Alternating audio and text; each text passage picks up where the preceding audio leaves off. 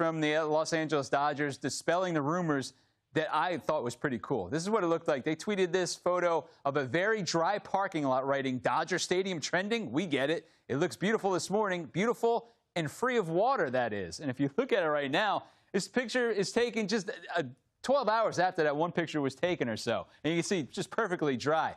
Now, the reason why we had it is because Dodger Stadium, the way it was taken, the picture, they had a wet road right there. All the parking lots were wet. It wasn't flooded by any stretch. See right there, it's wet. The angle of that picture, the way it's being taken, is a reflection of the clouds. So the clouds make that look like water. Notice it's the same exact color. So that's what it looked like right there. As you're flying through, yeah, it does look like it's the entire region's flooding. However, yeah, look at that right now especially. But that's just a reflection of the same color of the clouds because the water is wet. And it would be very difficult for that to happen anyway. Reason why? Dodger Stadium, it's on a hill. The water's not going to collect right there. If it did, it would run all the way down. But I could see why people thought that was happening. So it was all an optical illusion. I thought it was cool, and I saw the picture first. I was like, man, they're going to have a tough time playing those games. But yeah, it's perfectly dry. That's all it was. Unbelievable. Blackmagic Tire Wet for a technologically advanced shine. Astapro Allergy. Steroid-free allergy relief that starts working in 30 minutes, while other allergy sprays take hours.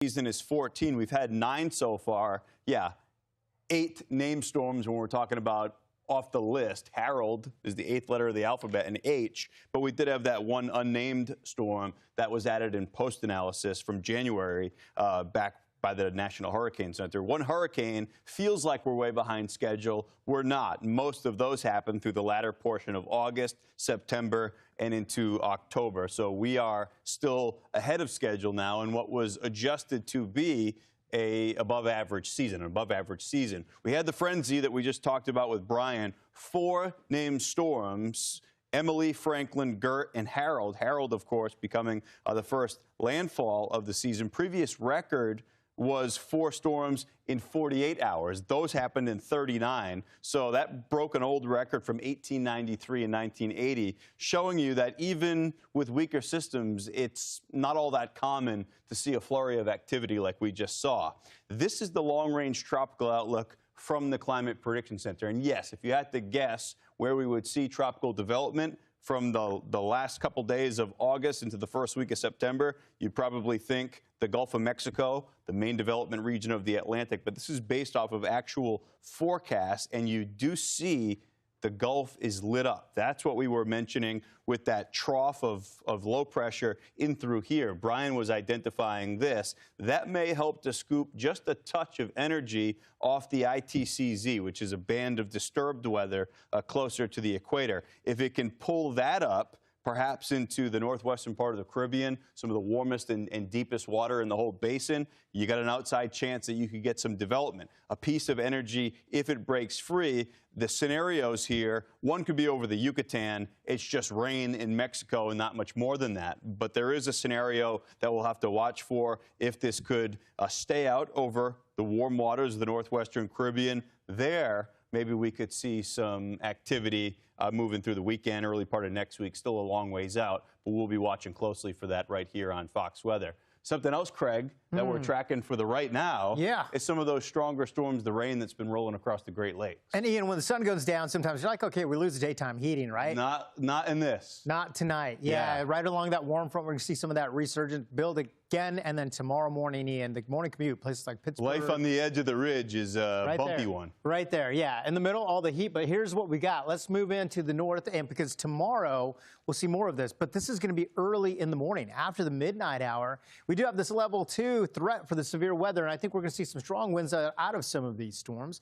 Could see some large hail, but yes, there is a chance for a tornado or two. A lot of these firing, as they come off of Lake Erie, are picking up a lot of moisture, but you've got a lot of lightning with these storms. They are rowdy this evening. You're trying to get home, trying to enjoy dinner tonight, maybe an early movie. It's just going to be one of those nights where you're going to see and hear the rain pounding on the roof.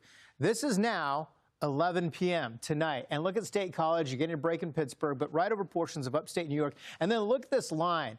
Will this develop? We've got a couple of areas here. We see a little pocket of black within the radar. Maybe going to see some lightning out of that. This is 8 o'clock tomorrow morning.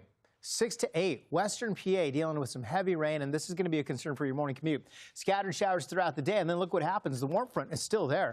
We've got the resurgence of some of these storms, training, developing in the same location. So by the time we get into Friday, some impressive rainfall totals.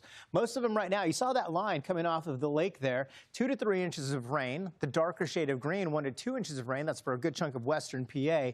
Having said that, there is a flood watch through tomorrow morning. Pittsburgh right smack in the middle, all the way up into Erie from some of the rain coming through Detroit for the next 3 days. Plan on some thunderstorms Thursday and Friday.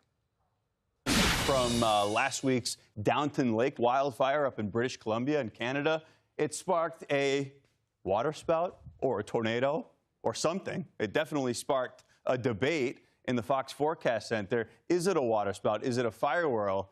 We got Fox Weather's Nick Koser back with us for the great debate. I walked into work this morning, into the Fox Forecast Center, a bunch of folks hollering at each other about this. I hadn't even seen it yet. Yeah. And then once I watched it, I understood why you could draw some different conclusions. I'm curious, before I give my take, what was the temperature of the room? Was it more? Okay. Was it more pro fire whirl or pro water spout? So it was pretty split, and then it sounds political. I know that the big debate is tonight. We're not here to have a debate, but right. it feels like it's both. Yeah. And it comes off of necessarily the process that generated this, which I believe was probably a fire whirl initially that moved out over water, became a water spout. Maybe so. That's an interesting theory right there. I thought it was interesting the way that the Fire Center worded their report for the day. They said the downsloping winds that day were conducive for fire whirls. So if you look online, you know, obviously the most clickable thing that you could post online is Firenado. Watch this, Firenado in Canada. I'm not going to lie. I do think what we're seeing right there is definitely a water spout. It surely is. I don't see any flames, and right. The base is kicking up what looks to be water. Obviously, you can't ignore what's going on behind it. You see the flames back there, but yeah, I like your take is maybe some of the dynamics from right. Firenado moved out over the water and maybe generated. So they both, fair weather water spouts and Firenados, both form ground up. Right. So I guess you could make the argument, like a legal argument, that we're looking at it over the water, it's a water spout. And from the other point of view, a tornado, a water spout can move from the water onto land and become a tornado. Right. So you've got that the other way. Same idea. So there is the article on the Fox Weather app and foxweather.com. Show it to your family at dinner. Yeah, you guys can argue too. It'll be fun. Arguments at the dinner table, it's the best kind. Right. Hey, right now, California is digging out from a muddy mess. This, of course, was left behind by Tropical Storm Hilary. We hear from our own Craig Herrera about his experience in San Diego and the historic mark that this storm left across the region. That's when Fox Weather Now comes right back.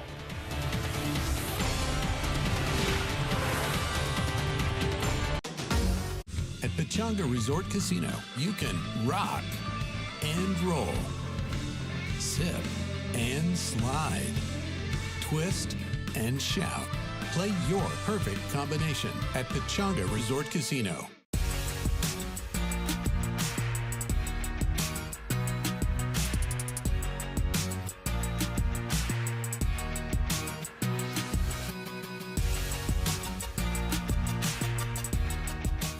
New Jimmy Dean Maple Griddle Cakes. Sweet pancake outside, savory sausage inside.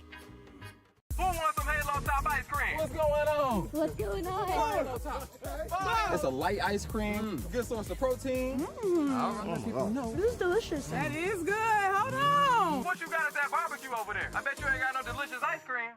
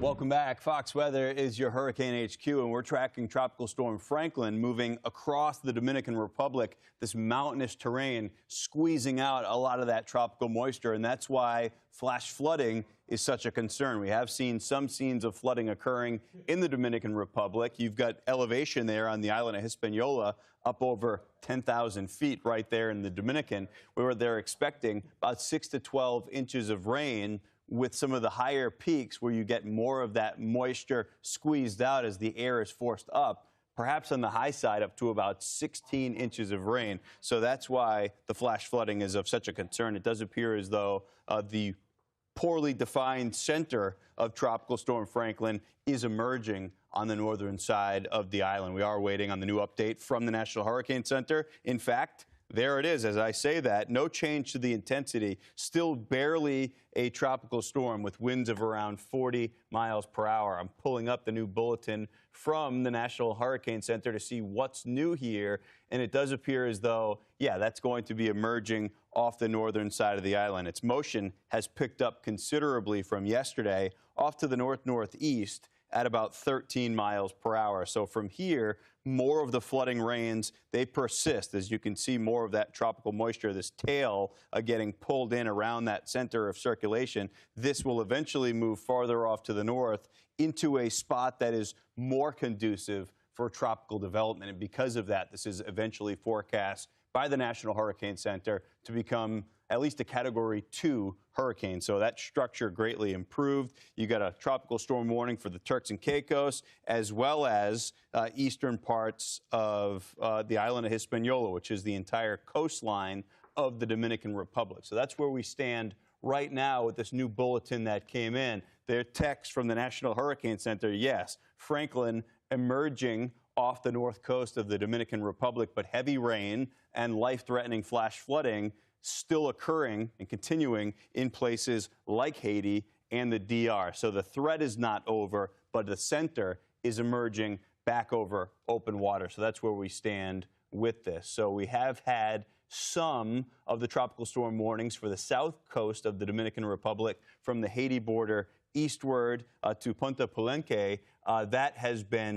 That's been dropped. So at least a portion of the tropical storm warning in through here has been dropped. But you've got this heavy rain. With visible satellite, you can see where you're getting some of the bubbling. Those are the taller, most vertically developed cloud tops where you've got the torrential rain occurring. And in some of those areas, it's where it is mountainous. So that's where that flash flood threat is greatest.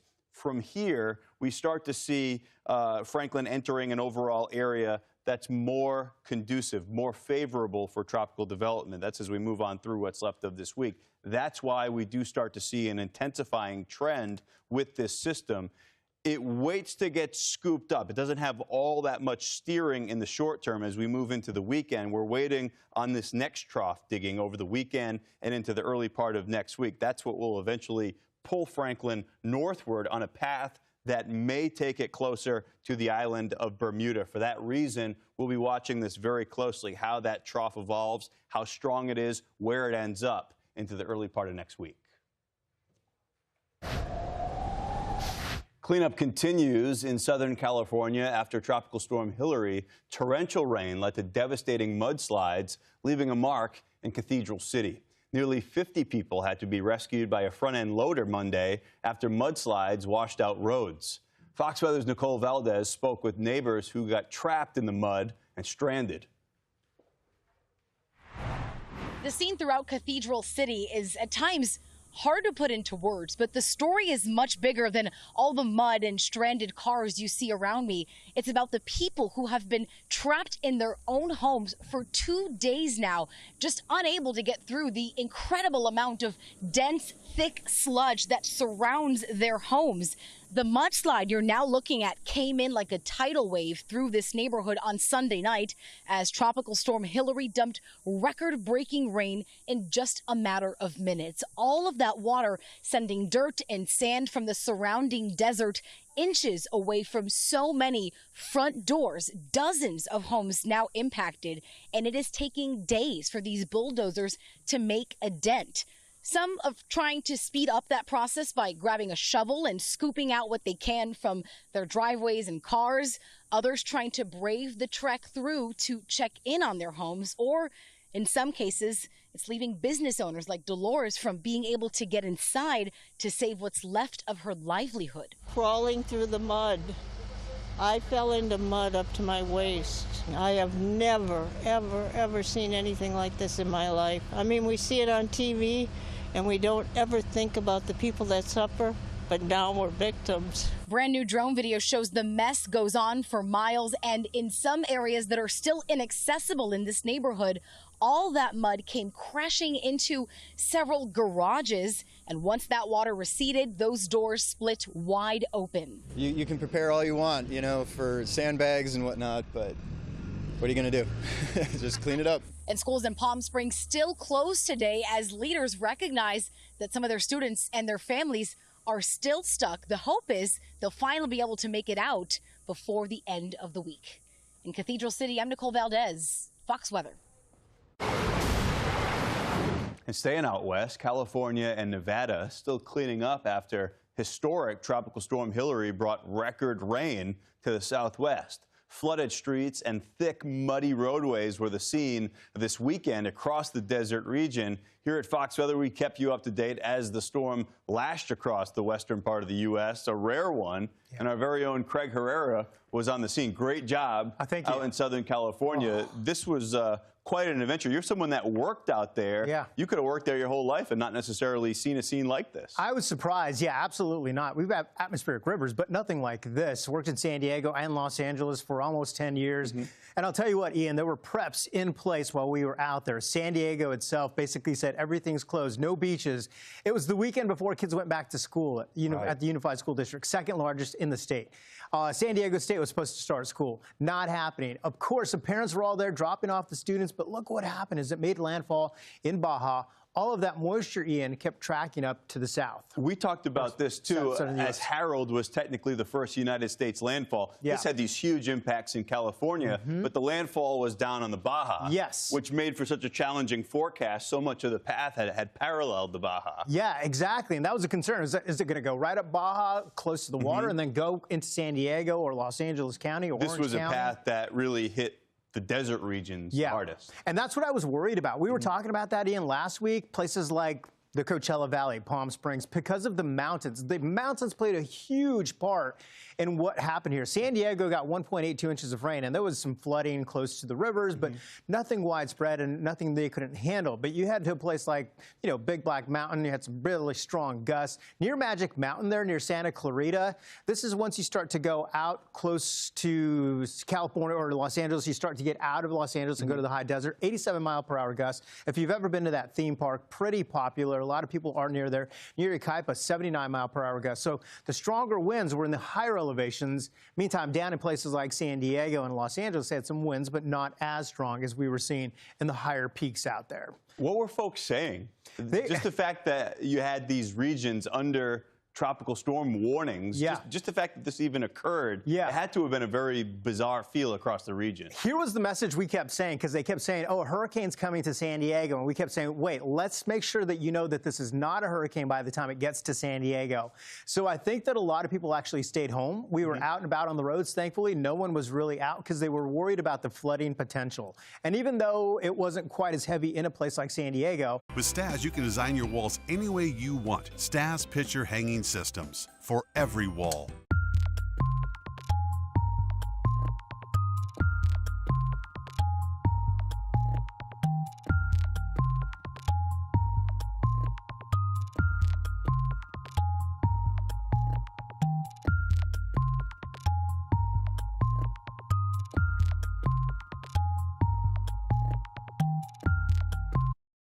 A beautiful land and some higher terrain. You get into a place like Arizona, you got Apache Sitgreaves National Forest, 3 million acres. Even they call this the fisherman's capital of the Southwest. They've got a lot of rivers and streams here, and these are some of the higher terrains that could easily wring out a whole bunch of the moisture. Places like El Paso, also desert communities, but you've got a couple of mountain ranges there where you could see some flooding here as well. So it's not even close to the extent, of course, of what we saw with something like Hilary, but it's remnant tropical moisture moving up in that direction and fueling some pretty good downpours. And look at the little spin in here, Ian. As it goes up and over this area of high pressure, you kind of see it spin, and it goes back over portions of Utah and then back into Colorado. And the Front Range in Colorado could get some significant rain out of this. But what about the monsoon? This season has been... So they can handle all of this as long as it doesn't generate flooding. Yes, exactly. And they'll need it. I was talking to my mom out in Santa Fe. She says, it's so dry. We need it. And these storms pass, and then a few days later, all the grass turns green. It's beautiful, but they need it, especially when you think about some of the drought conditions over places like Roswell to the south. That's where a lot of the moisture is going to go. So it's not much, but it's something, clearly. I'll tell you what, it'll help. And there's nothing like rain moving over this part of the country because it's all desert. You smell the fresh rain on that dirt on the earth. It's just refreshing. You are going to watch this over places like Denver, Colorado, right into Boulder, the Front Range. That's where we could see some heavy rain. A lot of the students are back in school at Cheyenne at University of Wyoming, so they'll need to watch out as well because a lot of people like to be out and about hiking. So finally some refreshment in a place where there's been very little so far in the monsoon season. That's going to do it for this hour of Fox Weather Now. Don't forget, you can download the Fox Weather app to stay up to date with the latest forecast. And of course, all the updates from the tropics, we'll have those for you when Fox Weather comes right back.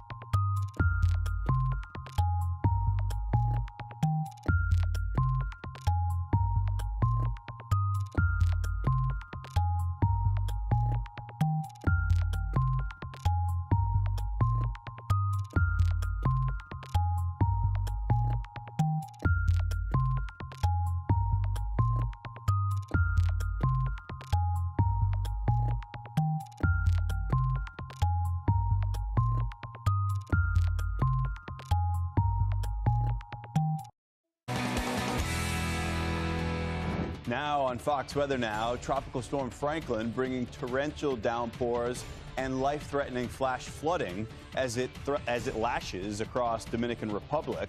We're tracking its path north, and we'll explain why it's likely it'll intensify soon into a hurricane. Stateside, more than 100 million people from north to south are sweating out the hottest week and what's been a brutally hot summer so far. Today, the searing heat is stretching across 17 states and could break dozens of daily record highs. And there's also a big, heated debate today. Are you team fire whirl or team water spout? You may eventually be team both of those things when you read the article on Fox Weather. Dramatic new video captured during the Canadian wildfires, spinning up quite the discussion. We're sorting it all out right now on Fox Weather Now.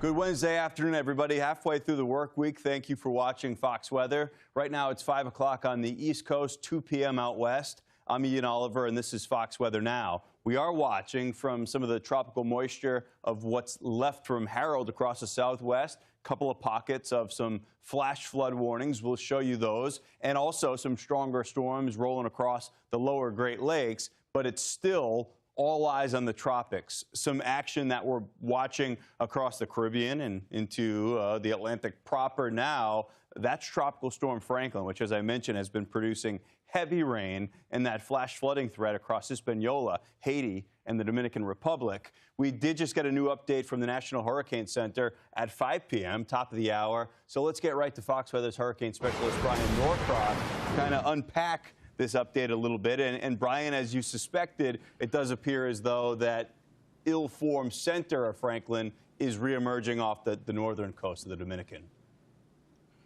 Yeah, I think it's just offshore now, and interesting the way they determined the wind speed. They said 40-mile-an-hour winds. We're going to hold it with that.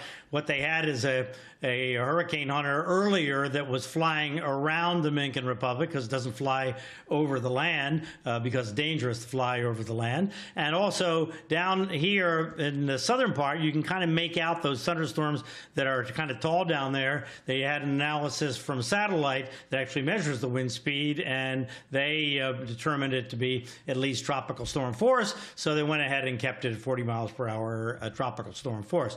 Moving to the northeast now, so it's going to move, the center will move away from the Dominican Republic, but it's going to take a while for that moisture to move on by. Looking at it close up, you can make out a center more or less sort of in there. But the thing is that, you know, one of the questions is, when the system goes over the Dominican Republic and Haiti, that island with those super tall mountains, there's a long history that sometimes the circulation gets so disrupted that the system doesn't emerge on the other side, that it has no surface circulation. It takes a long time, or it just dissipates, one or the other. That was a bit of an open question, but we're seeing here, you see those thunderstorms there pop up right there? So that looks like that's got a little curvature to it, so that's probably, you know, a remnant of an eye wall that maybe is coming back together over the very warm Atlantic waters. So looks like that the system has survived it, and the Hurricane Center's forecast is more or less right on track. Just looking at it, the system over the Atlantic, so this is where the model puts it. Hurricane Center puts it a little farther over here somewhere, but just offshore, with this moisture flow continuing over the Dominican Republic, and it's mostly the eastern half of the island where most of this is going on. Although in their discussion from the Hurricane Center, they said the west and central. I'm not sure if that's what they mean. They may mean the west, because there the flow is heading into this very, very tall mountain. In any case, there's flash flooding potential over the Dominican Republic, and that's continuing.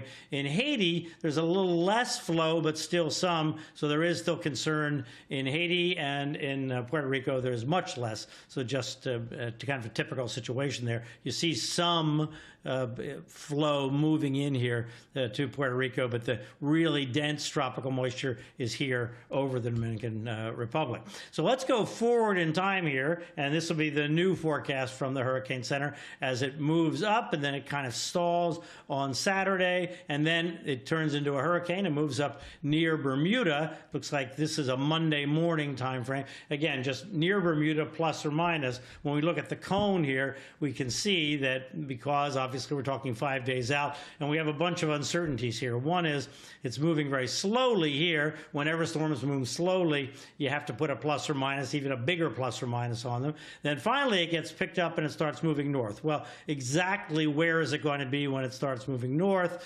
Then that adds uncertainty to it. And then just because you're talking 5 days out, that's uncertain all in and of itself. But bottom line is Bermuda being on the right,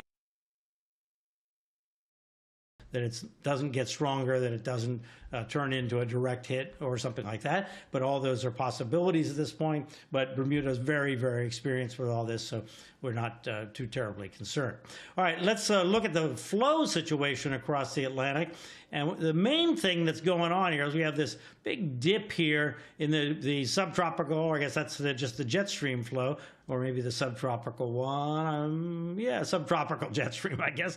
Anyway, low pressure setting up over here. Now, a couple of things about that. One is that it's imparting this flow in the upper levels of the atmosphere over top of Franklin, and that's keeping it disorganized, and that's expected to be there for another day or two, and then let up. So that's what allows Franklin to eventually become a hurricane.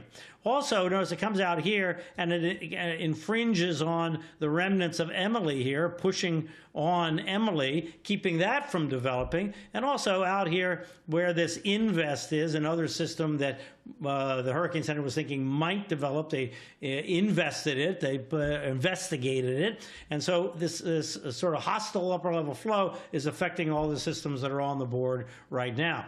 Now, the question becomes about this dip here. Might this pull something up out of general low pressure over the Caribbean?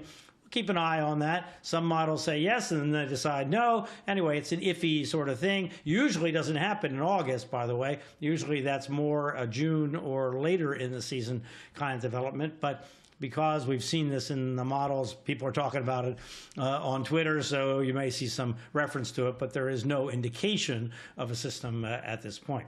All right, the two out in the Atlantic, there is Emily right there. Nothing going with Emily right now, but the Hurricane Center is saying it might get picked up to the north, and yes, it would become Emily again because the remnants were trackable from the previous Emily.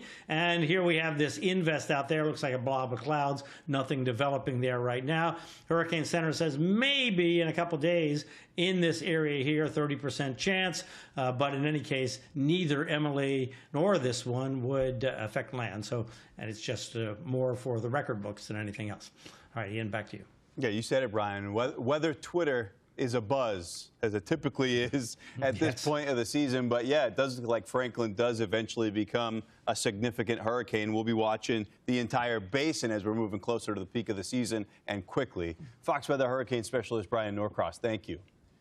Back on the U.S. mainland, we're tracking a severe storm threat for the Great Lakes. This is as we move on through this evening, but unfortunately tonight through tomorrow, really what's left of this week. You can see the live picture coming in from Pittsburgh. It looks soggy, and it's these ridge riders. Once again, that pattern is in place. Big blob of heat, stable air across the middle of the country. We know that this is, for many, the hottest week of what's been a very hot summer so far. But because that feature does just that, it represents a block, all the action goes up and over it, which puts you on the periphery of that big weather feature in a tough spot, a very active location, as these disturbances repeatedly move on through, and they bring with them a scattered coverage of showers and thunderstorms. For the upper parts of the Ohio Valley and the lower Great Lakes, you're stuck in that spot over the next couple of days, and with that, you see more of these storms working through, and there is the chance that some of these become strong, borderline severe, with multiple rounds moving through. You can see across the whole region how unsettled it is and how that forecast stays that way through what's left of this week. For today, it's been this zone. We've been watching this cluster of storms. Cleveland had some stronger storms roll on through, and then look at this now, developing over Ontario and Lake Erie.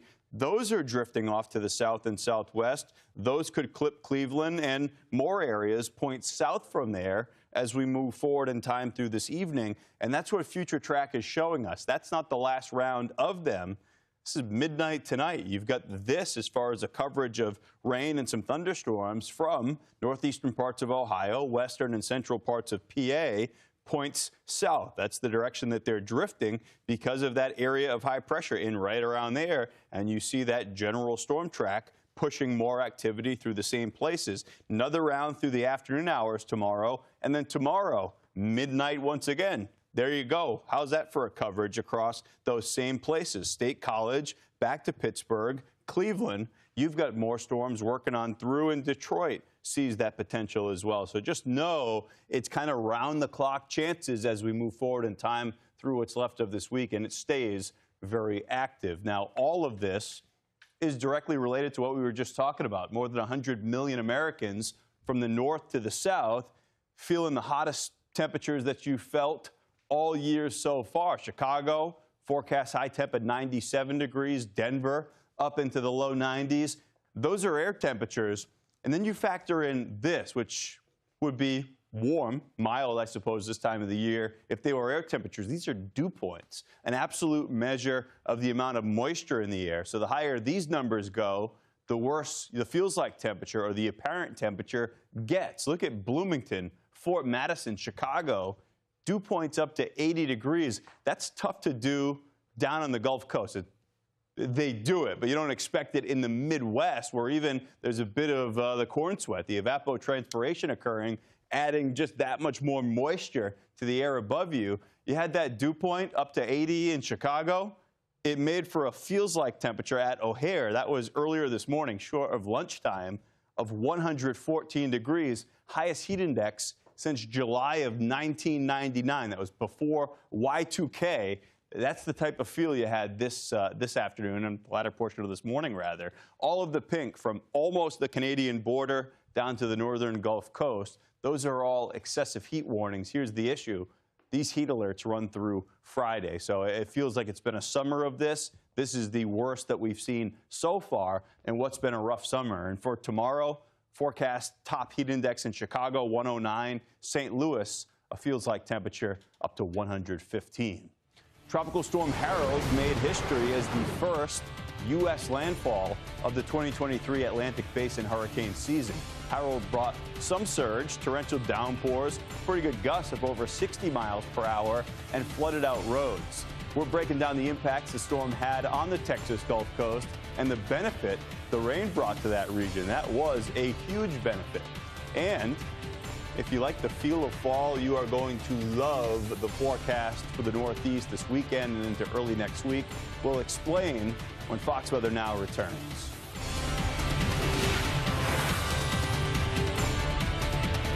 I'm Brian Norcross with a Hurricane HQ Minute. What the heck is the ITCZ? That stands for the Intertropical Convergence Zone, and it's a feature that's in the Atlantic every hurricane season, and it can hinder or help hurricane development. To understand what's going on, let's look at the wide view. Well, you know about the Bermuda High over the Atlantic. That's what brings summertime weather to the east coast of the U.S. Well, in the southern hemisphere, you also have a high-pressure system, but it rotates the opposite direction. It's called the St. Helena High. And where those converge, what do you get? You get a general rotation in that area from that converging wind, and that converging wind produces a band of showers and thunderstorms. Well, that rotation with the showers and thunderstorms can actually get a spinning system going or enhance a spinning system where those winds collide. And sometimes there are so many areas spinning in the ITCZ that a tropical disturbance has trouble establishing spin of its own, which it needs to develop. It moves north in the summer and south in the winter because it is a monsoon kind of thing. And now you know. Stay with Hurricane HQ this hurricane season. Download the Fox Weather app now. We handcraft every Stearns & Foster using the finest materials like indulgent memory foam and ultra-conforming inner springs for a beautiful mattress and indescribable comfort. For a limited time, save up to $800 on select Stearns & Foster adjustable mattress sets.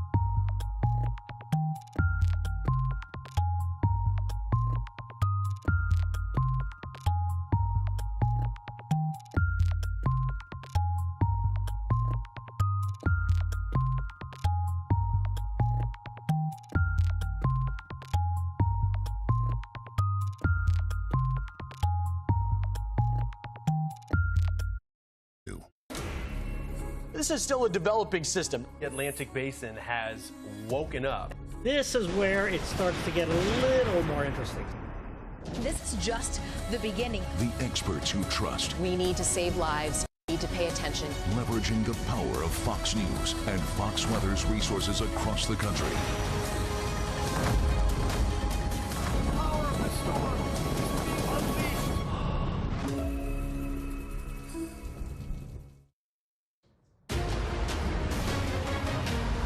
Welcome back to Fox Weather Now. Fox Weather is your Hurricane HQ. Look at this video. The rain coming down in Santo Domingo, the Dominican Republic, seeing this tropical moisture associated with Tropical Storm Franklin crashing into the island and unfortunately generating what's forecast by the National Hurricane Center in total to be around 6 to 12 inches of rain. But on some of those higher slopes, squeezing out more of that tropical moisture, some local amounts up to about 16 inches, which of course represents a significant flash flood threat. We've also got the remnants of Emily, which are looking a little robust once again, thankfully heading out into the open waters of the Atlantic, and 92L, which has been struggling with wind shear every step of the way. Now, that was the case with Franklin yesterday. It had a poorly defined center, but all of this moisture still moved directly into Hispaniola. Eastern parts of Haiti, more so through much of the Dominican Republic.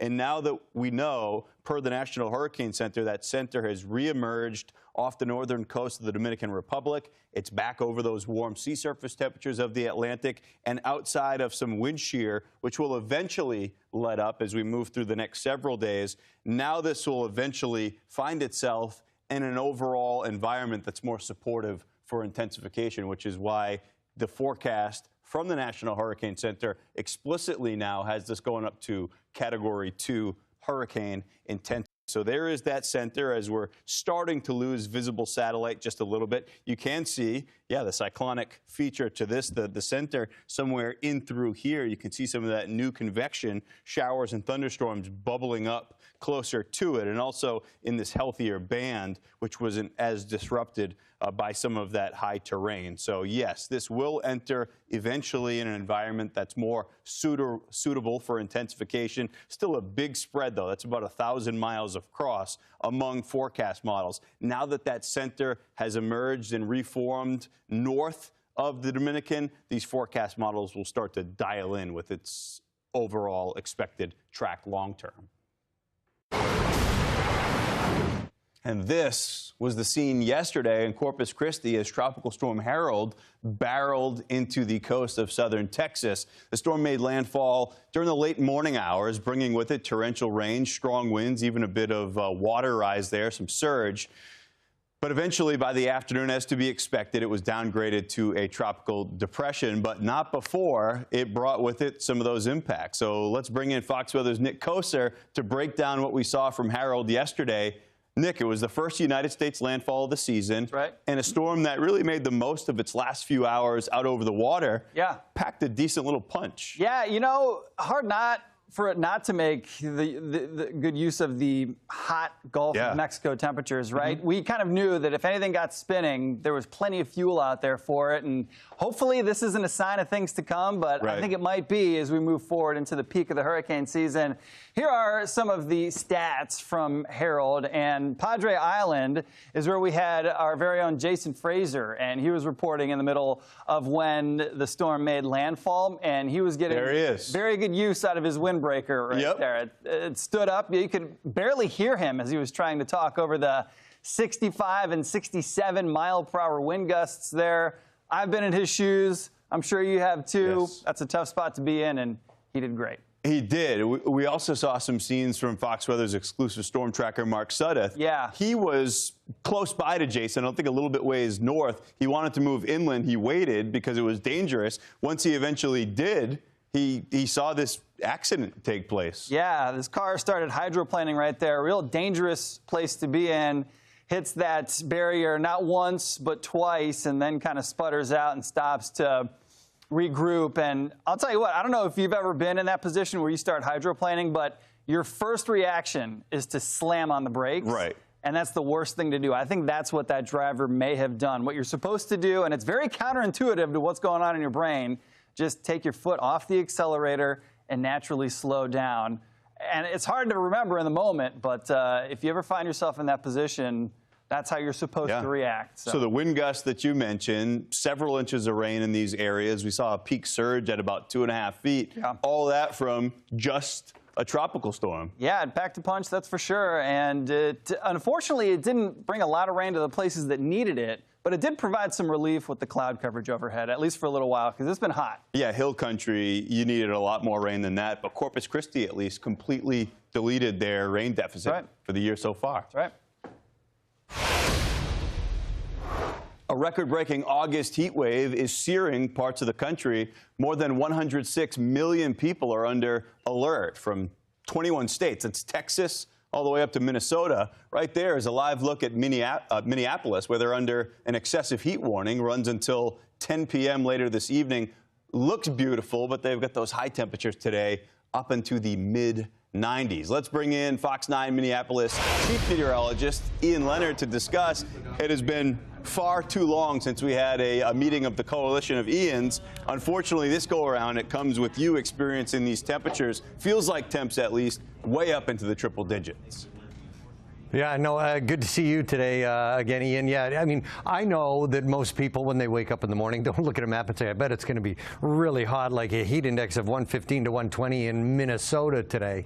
Our good friend Paul Delgado, chief meteorologist of Fox in Tampa, we were talking yesterday, and he said everybody in Tampa is talking about how hot it is in Minneapolis. And it's not just the heat. Look, our average high for this date is 80 degrees. But yesterday, a record high of 98. Add to that an almost record high dew point. Our dew point in Minneapolis yesterday peaked at 79. For people in the South, that may not seem high, may not seem very soupy, but for us, it's almost extreme. The highest dew point ever in the Twin Cities, 82 degrees all the way back in 2011. So we were close. The combination of high heat, high dew points, we had at some point during the day yesterday a heat index in the Twin Cities of 115. Again, may not seem like a lot for folks in the Deep South, but here in the northern plains in the upper Midwest, that's searing, oppressive, and dangerous heat. We always talk about the very young, the very old, and the very hairy, your pets, who all need some extra special attention. But there is some good news here as we roll through the next couple of days. We go from an excessive heat warning that cuts off tonight at 10 p.m., as you said, and then we go into a heat advisory. Tomorrow is the start of the Minnesota State Fair, and for anybody who knows, it is one of the biggest state fairs in the nation.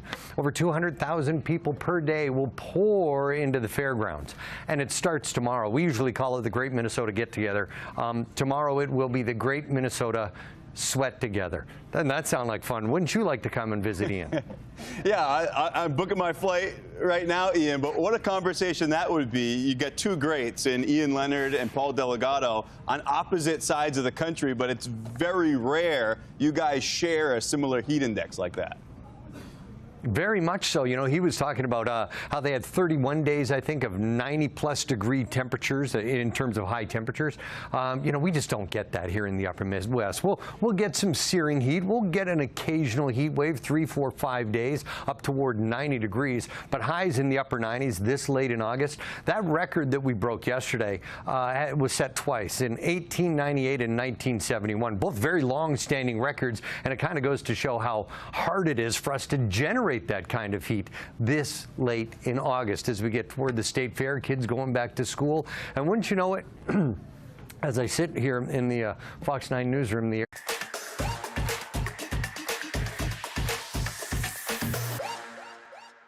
new Lippmann Tornado Spin Mop. Fill it, spin it, and mop it like it's hot. Learn more at Lippmann.com.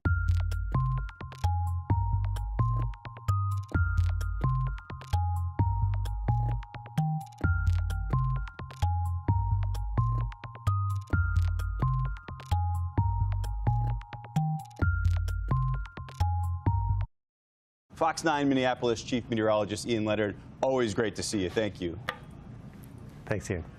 And this feels like we're rubbing it in a little bit. It's not meant to be this way, but fall feels like it's coming early across parts of the Northeast. You contrast this with what we were just talking about from some areas across the middle of the country, the border with Canada, all the way down to the Gulf. But there's this little pocket of cool across the Northeast, and it gets cooler as we move through the weekend and into the early part of next week. So here's the overall setup. There's the culprit for the dangerous heat across the middle of the country, but you do see this dip in the jet stream across the northeastern part of the country, and that upper level low, which is parked over Quebec. Under all that is cool air, very cool, especially for this time of the year. You go to Sunday in Boston, You could see a high temperature conceivably short of 70, meaning almost the entire day is spent with temperatures in the 60s. New York City, middle and upper 70s. Friday, you go from 69 in Boston, 80 here in New York, 77 on Saturday in Boston.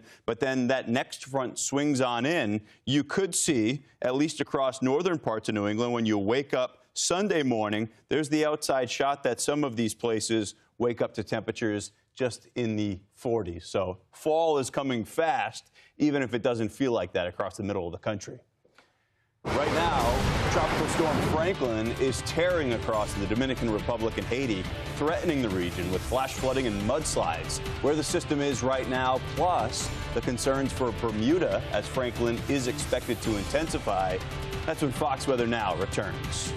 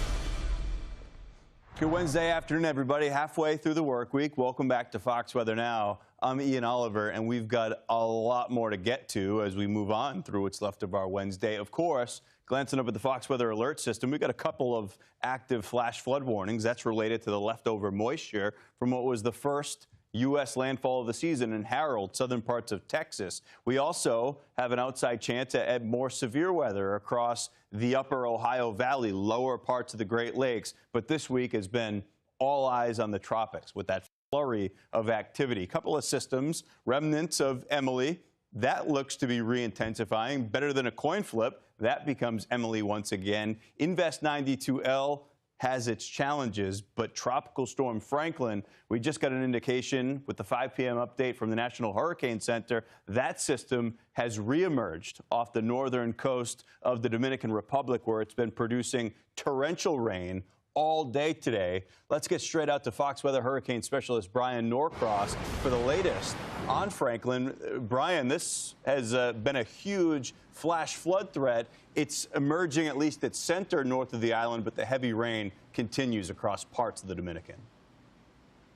Yeah, and you make a really good point, and that is that when we track systems, we track the geometric center of the center of rotation. And in a hurricane, that's really important because you have an eye wall, and that's where the strong winds are concentrated. That's not the case in a weak tropical storm. The worst weather is most often separated wildly, very often, from that center. So the center is only relevant in terms of its ability to intensify, not in terms of where the worst weather weather is. And that's been the situation with this. So that's why the Hurricane Center tracks the center, so you have some kind of reference. And yesterday it was very unclear where the center was, so they were just kind of picking different places in this very amorphous center. Then this morning it kind of got on its horse and headed north, and now, as you can see, it's right on the coast. If we look close up here, we can kind of make out some rotation up in here, but there's no kind of unified center. The real business part of this storm is this band over here rotating up in there with the strong tropical moisture, so that's well separated from this track. So the Hurricane Center saying the biggest concern is actually in the central part of the country for the total amount of rainfall as this moves to the north and draws the moisture out of the Caribbean over that fairly high terrain there. Now, when we look at this moisture flow, here you can see it. So there's where the computer analysis is putting the center, but here you can see this flow coming over these mountains. See, these are the tallest mountains here, but coming over the mountains, then wrapping up in, and that's just going to continue because the system is moving kind of directly in parallel with that moisture flow, so it's just going to keep the moisture coming, even though whatever winds there are going to come down, but the winds have never been really that much of an issue here. Looking at this from above, and here we see these channels of moisture coming north, and there you see the system. Now, watch as it goes forward in time here and watch the moisture move to the north, but notice it kind of goes slowly. So here we are into Saturday, late Friday into Saturday, and we still have a strong tropical storm there, and still some moisture, but the main core of the moisture has moved up to the north. So things are going to get significantly better tomorrow and into the weekend. Then we get a hurricane out of this. The thinking is because the upper level winds that have been making it difficult on this thing for developing are going to let up some. So the Hurricane Center is putting Category 2 105-mile-an-hour storm in the vicinity of Bermuda, plus or minus. Maybe a long way away, closer to the U.S., maybe right over the island. It's just impossible to know at this time. So folks in Bermuda need to keep an eye on this just in case, but it's not going to be a super big storm, it doesn't look like, so it'll be easy to miss as it goes on by. But we'll see. That's going to happen after the weekend, it looks like. So Sunday will be your preparation day if that becomes necessary on Bermuda. Now, looking at the rest of the systems out there, Emily was a tropical storm that we didn't pay a lot of attention to because we were dealing with Tropical Storm Harold going into Texas, but it came and then it went. And it went because the low pressure center got separated from the thunderstorms. And that's still the condition with Emily. There was some indication earlier today that they were going to kind of rejoin. That looks less likely at the moment, but the National Hurricane Center says a 70% chance in this area here, but moving to the north into the open Atlantic, so no threat. But because the system was trackable from back when it was a tropical storm, and then it got disjointed, but you could still track it, and now it seems like maybe it wants to come back together. It will be Emily again if it gets named a tropical storm again. So we'll see. It's not moving very fast, only 8 miles an hour. You see it already is estimated to have 40-mile-an-hour winds. So if it were to redevelop a circulation, it would be a tropical storm. So, the sun is going down out there in the Atlantic. But anyway, this blob of moisture, that's Invest 92L, and 30% chance that that's going to develop as it moves up into the open Atlantic again. Not a threat in case it would develop. Over the Atlantic, you have this band here of the subtropical jet stream that's really strong, and you notice it's affecting Franklin in here. It's kind of affecting Emily in here, and it's also affecting Invest 92L.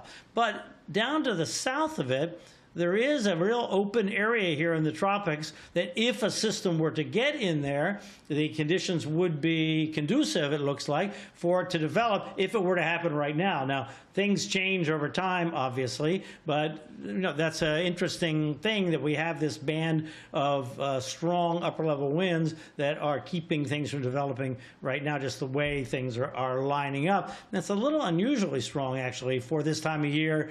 But in an El Nino year that we have, in general, you get stronger winds, but normally you're down. Day and night. A culture cultural capital that's calling your name.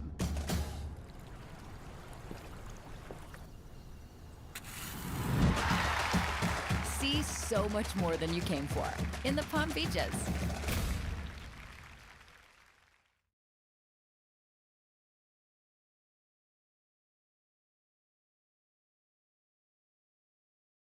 Biggest nightmare for folks in South Carolina who actually want something to get done. I mean, this guy hadn't delivered anything for South Carolina. He's delivered big tax cuts for the richest and the wealthiest corporations in America.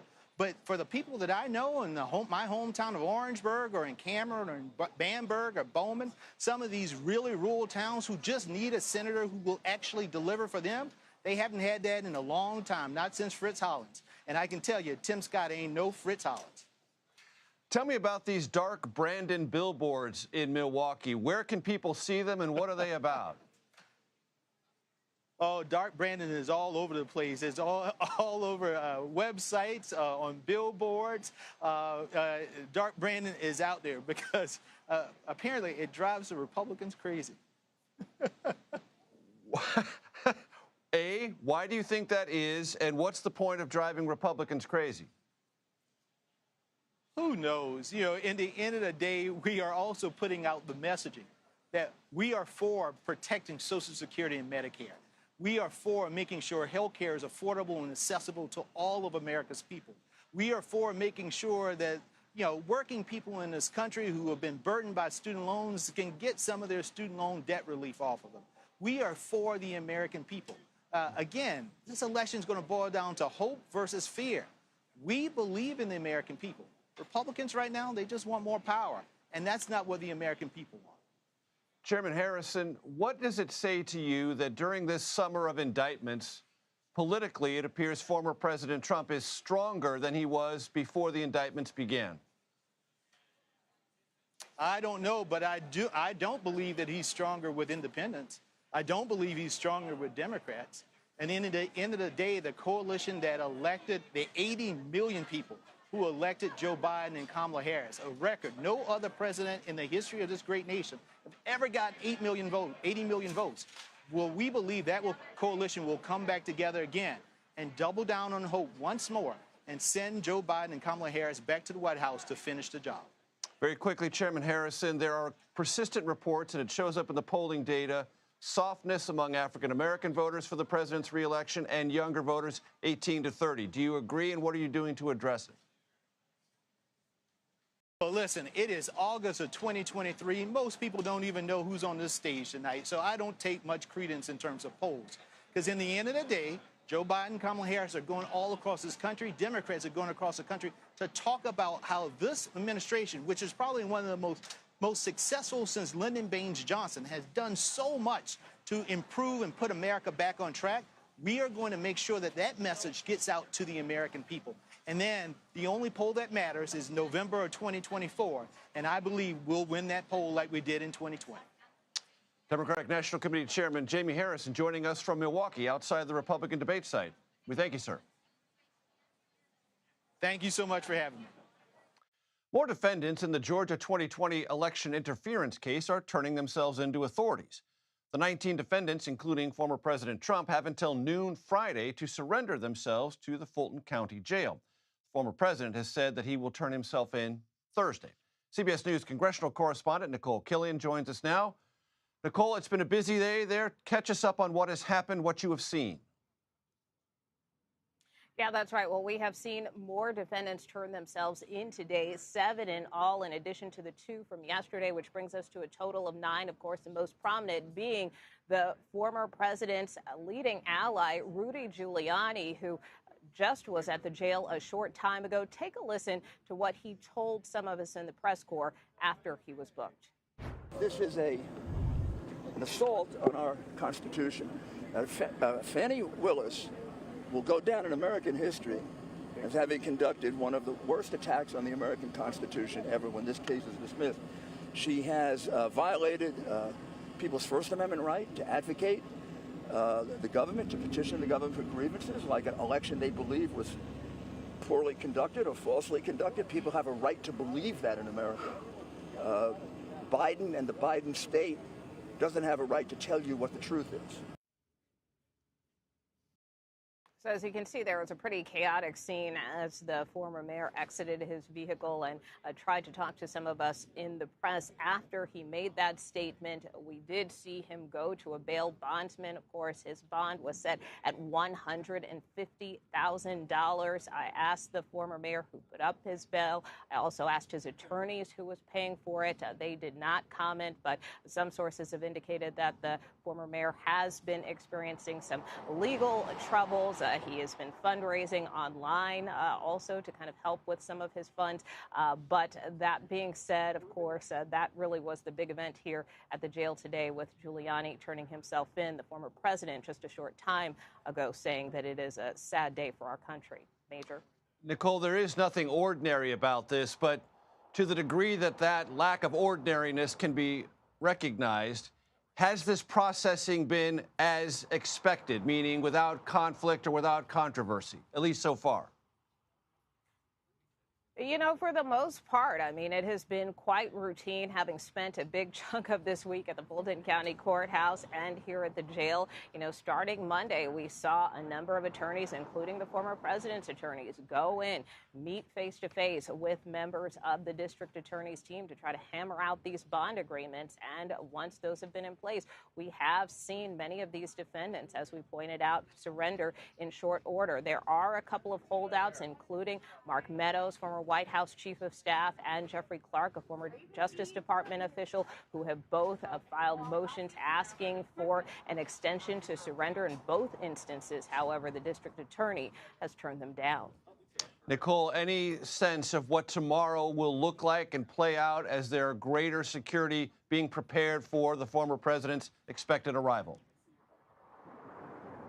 Well, that is what we are expecting. Obviously, with any appearance by the former president, a lot of this is being coordinated in tandem with the Secret Service and local authorities here on the ground, from the Fulton County Sheriff's Office to the Atlanta Police. We do expect the former president to turn himself in at some point, either Thursday afternoon or Thursday evening, and he will likely go through the same process as everyone else, which could involve fingerprinting, which could involve the first mugshot we may see of the former president. As we have seen, the Fulton County Sheriff's Office put out mugshots of all of these defendants thus far who have turned themselves in. So it really will be a pretty stunning moment, not just for the former president, but in the whole trajectory of all of these legal cases that we have seen the former president endure.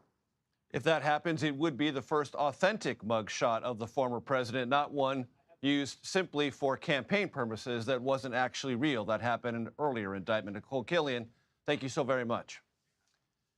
Next, we assess the GOP field and what candidates need to do to narrow the gap, the very big gap, with former President Trump. You're streaming America Decides.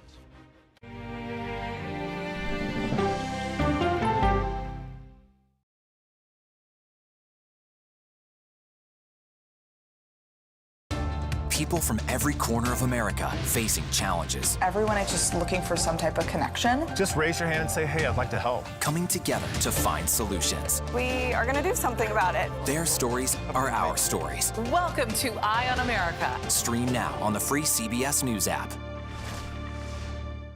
At the CBS Evening News, we focus on solutions. We look at a story and we say, how do we make it relevant to people's lives? So this is what we eat to live longer. Finding solutions to help people understand what are the right choices to make for you and your family. The CBS Evening News with Nora O'Donnell on CBS and streaming on Paramount Plus. Morning news matters because it sets the tone for your day, and it's a way of getting you started. We take you places, teach you new things, and we make you feel like, you know, it's not all bad. We're going to uplift you. People say to me, you always seem to be having a good time. I mean, you know what? You're right. Your morning routine just got better. CBS Mornings. An original documentary from CBS Reports. You had a substitute teacher that was pretty popular. What was his reputation? Everyone loved him. You had to miss a test. What did he offer to have you make up the test? He said that I can come by after school was all over and just take the exam. The blinds were down. He closed the door. The next thing I knew, he was right next to me. That's when I realized what was going to happen. Even if I wanted to scream at the top of my lungs, no one would hear me because no one was there. He told me that if I ever said anything to anyone, he would kill me, and he would kill my family. So I did it. Pledge of Silence, now streaming on the free CBS News app. She was near the finish line of the Boston Marathon when a terrorist bomb changed everything. Join us for an extraordinary story of survival, persistence, and triumph when we go person to person. When weather is about to get extreme. We're talking about hail, we're talking about tornadoes, damaging winds. Every second counts. Let's now take a look at what that really means to you. That's why CBS News and the Weather Channel have come together to bring you virtual weather technology so advanced, so real. We can show you what it's going to look like when the storms come through. You'll see what will happen, where it will happen, before it does. Feel the forecast on CBS News. Time to get prepared. We're really excited that we've been honored with the Emmy Award for Outstanding Live News Program. But we know we couldn't have done that without you. So thank you. CBS Mornings, weekdays at 7 on CBS. We go to stories because we can bring someone to that story. That human connection is incredibly important. The news doesn't have to be depressing. What do you love about running? Energy! Energy! It can be uplifting.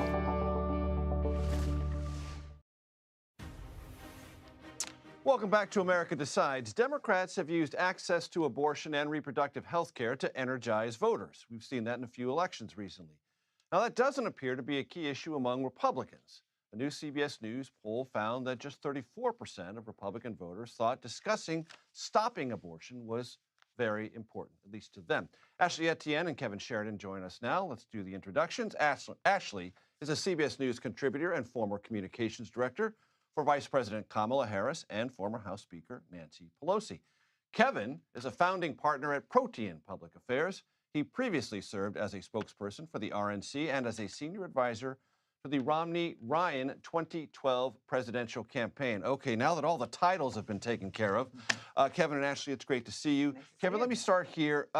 There is a temptation in our world, meaning the political junkie world, to overanalyze any debate, especially the very first one.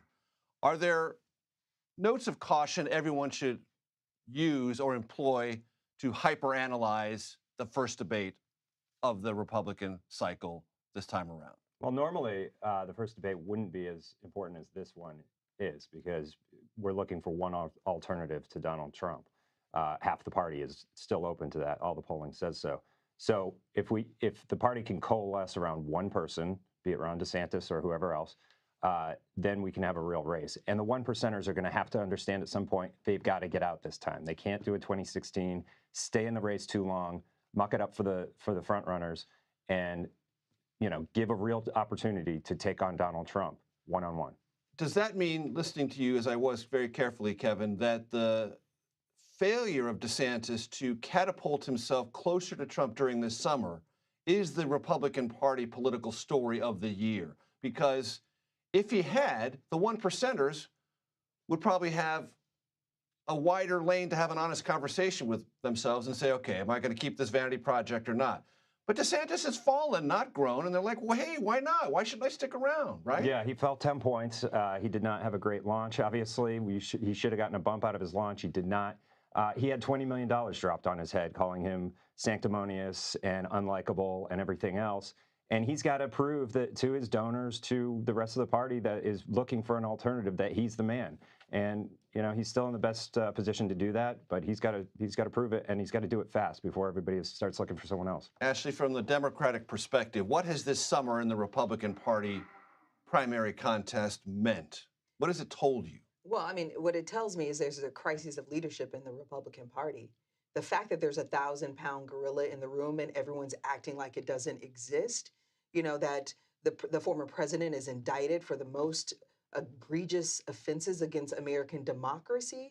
It's on videotape. He's not denied any of it. And it's like it doesn't even exist, and it's not even registering in the poll among GOP primary voters. That is alarming, in my opinion. And the reason why is because really almost to some degree, I hate to be hyperbolic here, but the state and the health of American democracy is in the hands of Republican primary voters right now. So the fact that democracy is not even registering in the polls is a concern for me, because if you don't have a healthy democracy, nothing else matters. And yet, I keep hearing from Democrats that as long as Trump is the likely nominee, that makes Biden and Kamala Harris stronger because they believe Trump is the most beatable potential Republican nominee. So at another level, aren't you like happy about what's happened this summer? Oh, absolutely not. I will tell you this. I am an American citizen before I'm a Democrat, before I'm affiliated with any party. I firmly believe in the principles of American democracy and our Constitution. So no, I would not be thrilled by that. But I can say the greatest nightmare for the Democratic Party is if Trump doesn't win. And I think to Kevin's point, 50% of the GOP primary voters are persuadable. That's a nightmare for the Democratic Party to some degree. So the question is, to Kevin's point, we were just talking about this backstage, if they could quickly coalesce, if the party could quickly coalesce around an alternative, again, nightmare for the Democratic Party. Kevin, that is the greatest if, because the mathematics play to Trump's advantage if lots of 1%ers stay in, because they're dividing the anti-Trump vote just as they did in 2015 and 2016. The RNC is more Trumpian than it was in 2016. State parties are more Trumpian than they were in 2016. These are built-in advantages.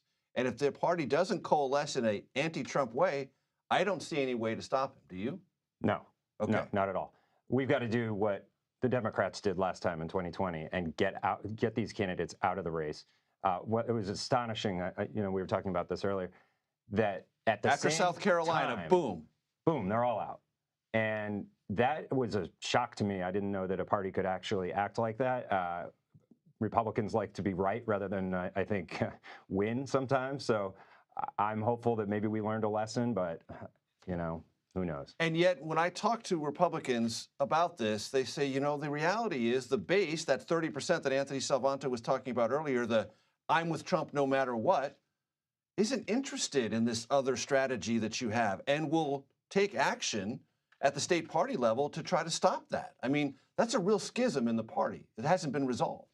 And we have no idea what it would look like if Trump doesn't win the nomination. What does his base do? What does Donald Trump do? But we've got to take it one step at a time and see what happens with, those of us who aren't necessarily supporting Trump. But, the polls right now should be scary for Democrats because Trump and Biden are polling very, very tightly within the margin of error. And there's a real chance that Donald Trump could beat Joe Biden. He's that weak right now.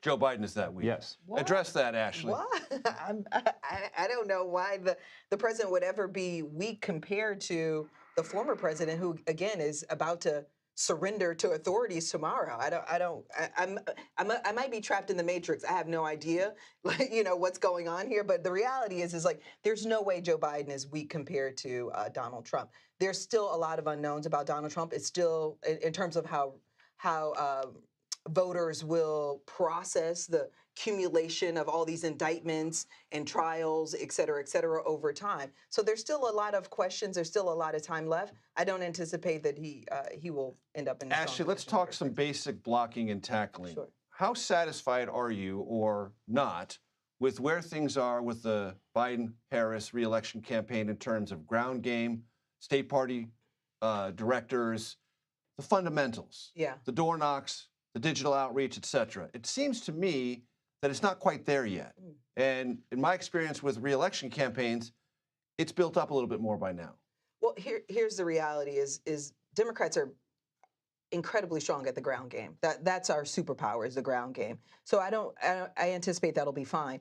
But here's a couple signs that will signify that the campaign is strong. They just gone up with a $25 million buy in key battleground states. That's a big deal. That's earliest. Earlier on this program, Jason Miller, speaking on behalf of former president, says that's a sign of weakness, that Democrats are afraid. Oh, absolutely not. I mean, it's a sign that we're doing things differently. We usually don't go up on TV with a proactive message this early. So to me, it's a sign that we're trying to combat negative coverage, as well as sort of, meet voters where they are with our message. So I think that's a positive sign. The other positive sign, though, is watching the vice president get her footing.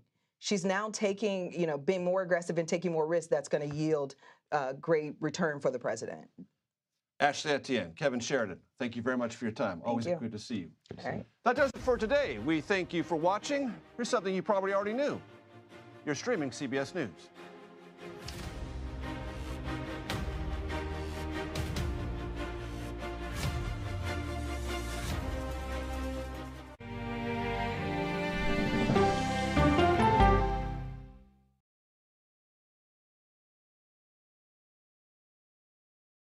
It's important to our nation. I wonder how you think about where America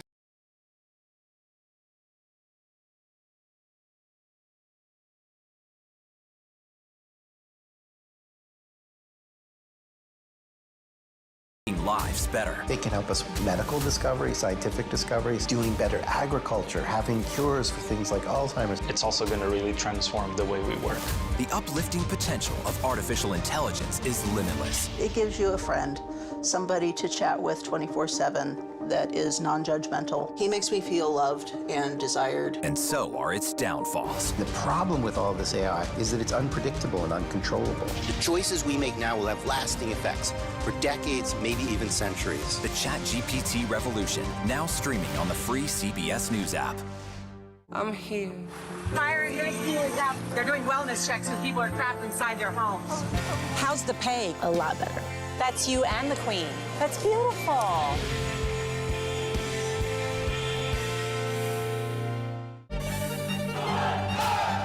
An original documentary from CBS reports tensions rising between a powerful country and a vital island. The supply of this technology came grinding to a halt. The world would grind to a halt. Absolutely. As Taiwan faces threats and aggression, Taiwan is on the front line, and we understand our responsibility as a democracy. We cannot fall.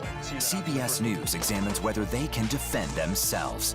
Putin, Ukraine, China, Taiwan, there are manifestations of the battle between autocracy and democracy. And that is a fight that we're all engaged in. Defending Taiwan, now streaming on the free CBS News app. Stories that inform. Or you can be really old at 60, and you can be really young at 85. Inspire. How do we unlock the power within ourselves to be who we want to be? And brighten your day. The best part of fame is making people feel good. Always send the people home happy. Make every day a little more like Sunday morning. Here comes the sun. Stream now on the free CBS News app.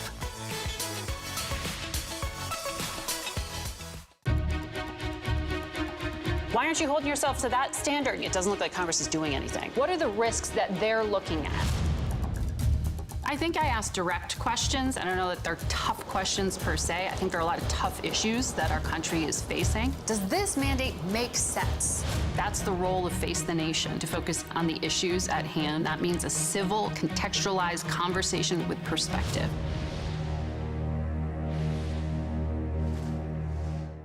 Weather turns extreme. The 150-mile-per-hour hurricane is still churning north. Rapidly intensifying. CBS News and the Weather Channel bring you virtual weather technology so advanced, so real, you'll have time to get prepared. Feel the forecast. Weather when it matters most on CBS News.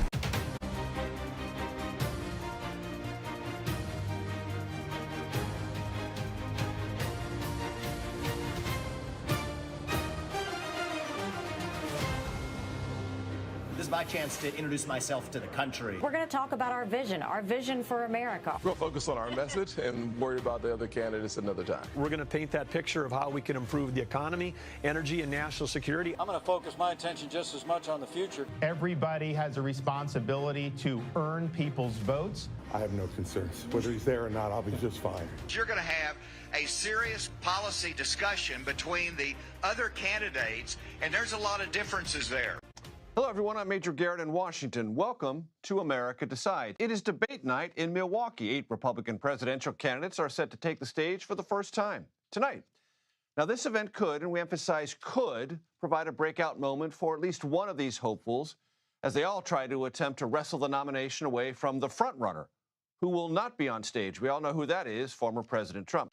For more on this, CBS News Chief Election and Campaign Correspondent Robert Costa joins us now from outside the debate site in Milwaukee. Robert, I know it's hot and humid there. I wish I could do more to help you with that, but I can't.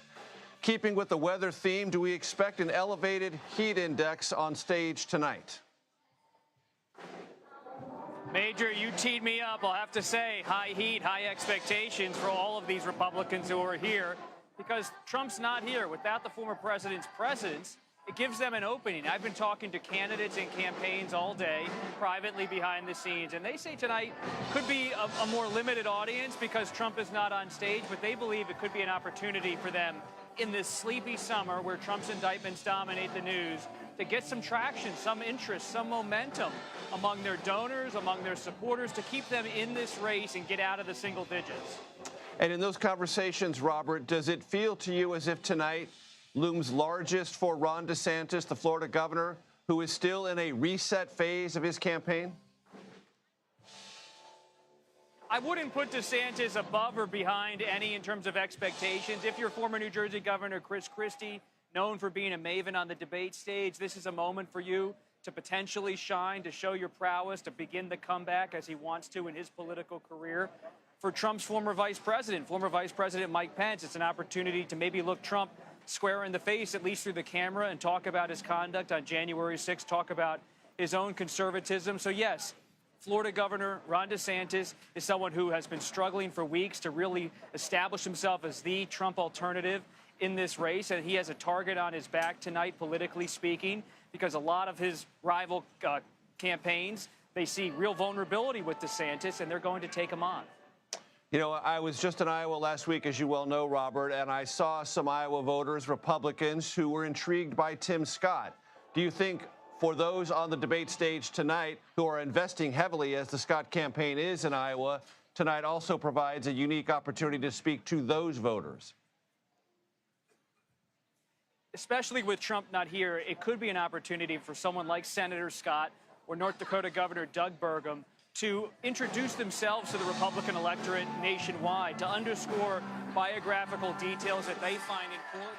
Political reporters like you and me, we know a lot of the details of their biography, their rise through politics, their different points in life where they may have had adversity or dealt with certain issues, but the rest of the Republican Party might not be paying as close of attention, at least until now. So if they're tuning in tonight, we'll likely hear a refrain on some of the biography, some of the background from Senator Scott and others to really understand who they are, so the voters can understand who they are through this prism of the debate. Key phrase uttered by Robert Costa, if they are tuning in. Robert Costa, good luck tonight. Thanks so very much. Thank you. Republican presidential candidates have been fanning out across the country for months, making their pitch to voters. We always put America first.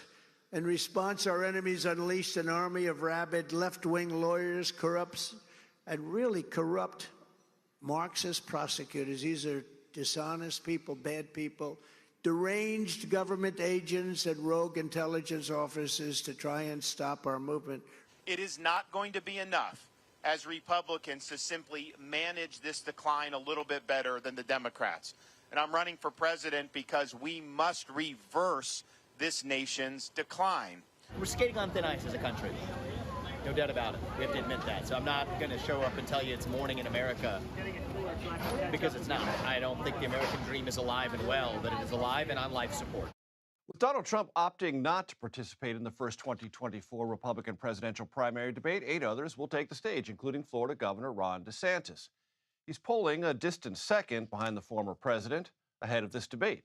The Florida governor's allies released a debate memo outlining recommended strategies. Jeff Rowe joins us from Milwaukee. He is an advisor to Never Back Down. That is the super PAC supporting DeSantis' bid for president. Jeff, good to see you. Always a pleasure. It has been described that this evening for the governor is make or break. Is it?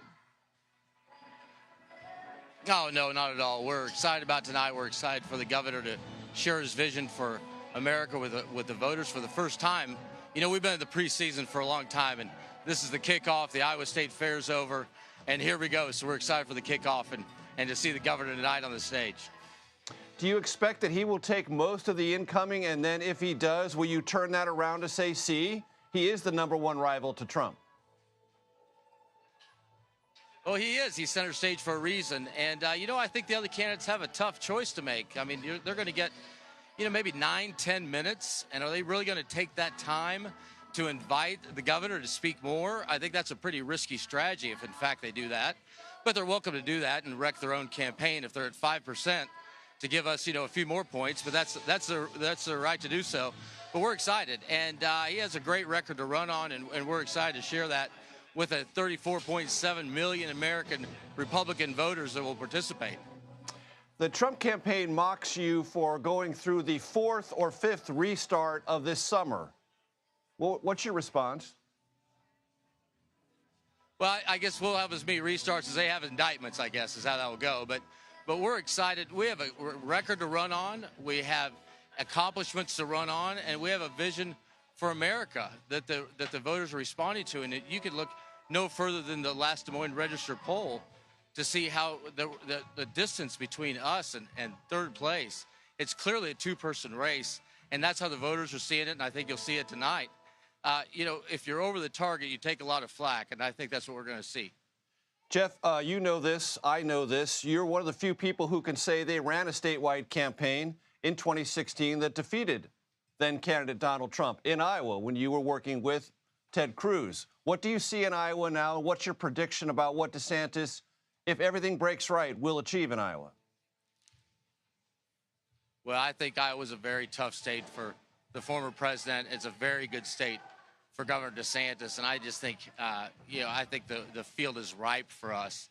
It's not a field of dreams; it's a field of reality for us. We have 10,000 commitments to caucus for us. We've knocked on over 250,000 doors already, and we're ready for the kickoff. We have increasing momentum. We've had a great opportunity to introduce ourselves. We already have every county organized. I mean, we are laps ahead of where we were with Senator Cruz in the last campaign, a winning campaign. And that is a state that they need to meet you 3 times before they'll commit. And we have 10,000 already. So we're talking about 216,000 people that are going to participate in about 145 days from now. And we're leap years ahead of where we were then. And we have a candidate now with a record of governing and a vision for America that no one else can match. And so we're excited about where we are in that state. We're excited where we are in all the March states, frankly. And New Hampshire, where we're making ground. South Carolina's open terrain, even with candidates from there. So I couldn't be more pleased with where we stand today.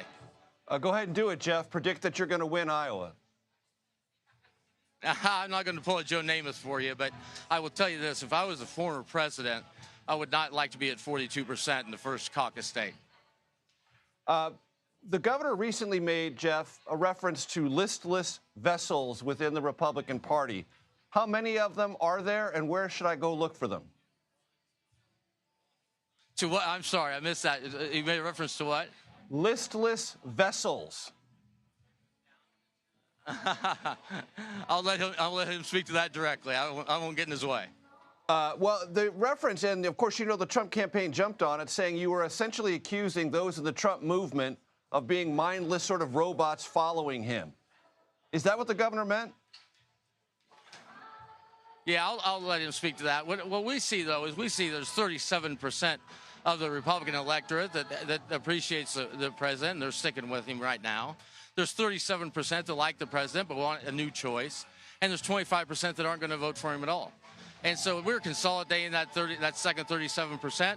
We're giving an option to the third bucket of 25%. And that's an overwhelming majority of Republicans that just want to move on. And I remember back in 2008 when Hillary Clinton had dropped below 50% against Barack Obama. And it was a momentous moment in that campaign. And, now he's nearing under 40. And he was just president 4 years ago, less than 4 years ago.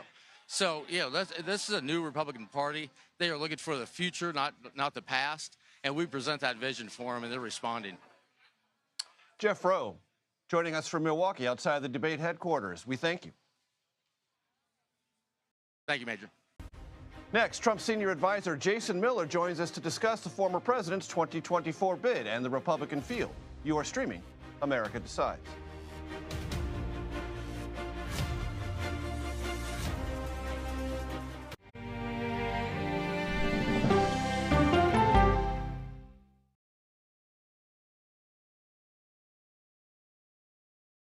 If it's important to our nation, I wonder how you think about where America is at this moment. it's on Face the Nation. Can there be stability if Vladimir Putin remains in power? Face the Nation with Margaret Brennan on CBS. America Decides, taking you inside American democracy. The most important stories on a day-to-day, hour-to-hour basis. You're going to hear a lot of reporting. It is clearly a pivotal moment. Gun control, the economy, education. Both sides of the political aisle fight it out for power. Bringing you the analysis that you need. Thoughtfully, with context. Be part of the conversation. On CBS News streaming. Welcome to America Decides.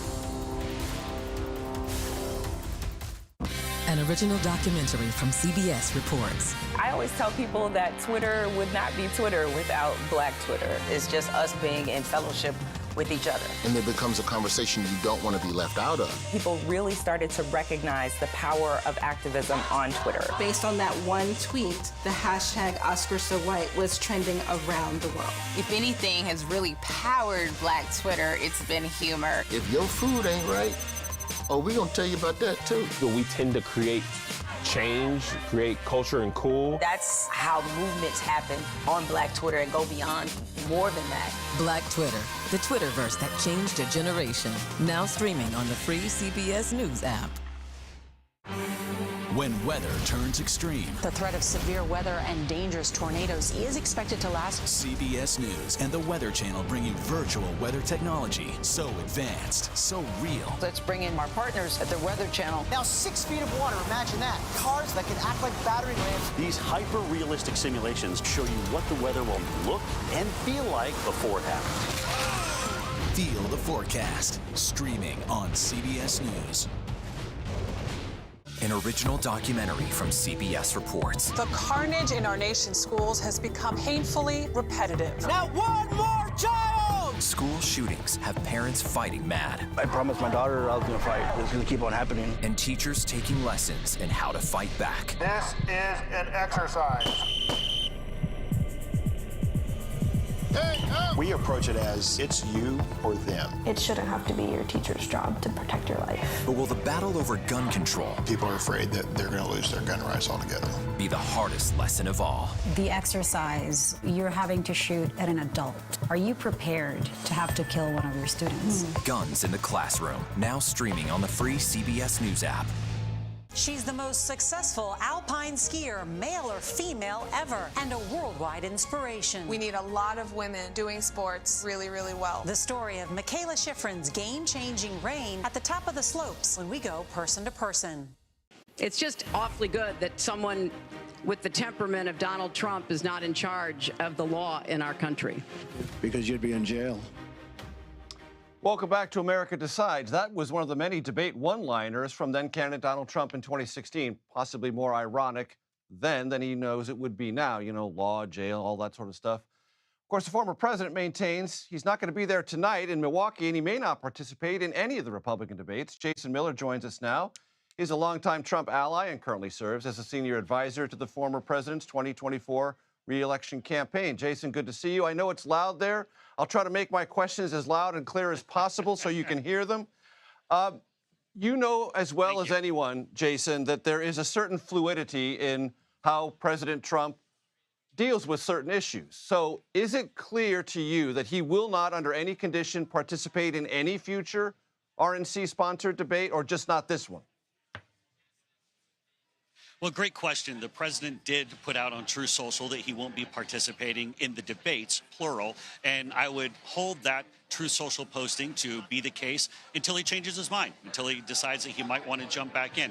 I don't want to go and get out ahead of the president, but for right now, he said he's not going to do them. And quite frankly, just according to the CBS polling that we saw, where he's up by 46 points in the primary, he's beating Joe Biden in the general election, according to premise data, where Ron DeSantis loses in the general election. I don't think President Trump needs to right now. So, Jason, is polling metrics the only measure by which the former president will decide to participate in a future debate? Yeah, another great question. Right now, President Trump wants to take the fight to Joe Biden. Americans all around the country are suffering, whether it be the high inflation, the rampant crime in our big cities, the poor southern border. They want someone to step in and actually take care of these problems right away.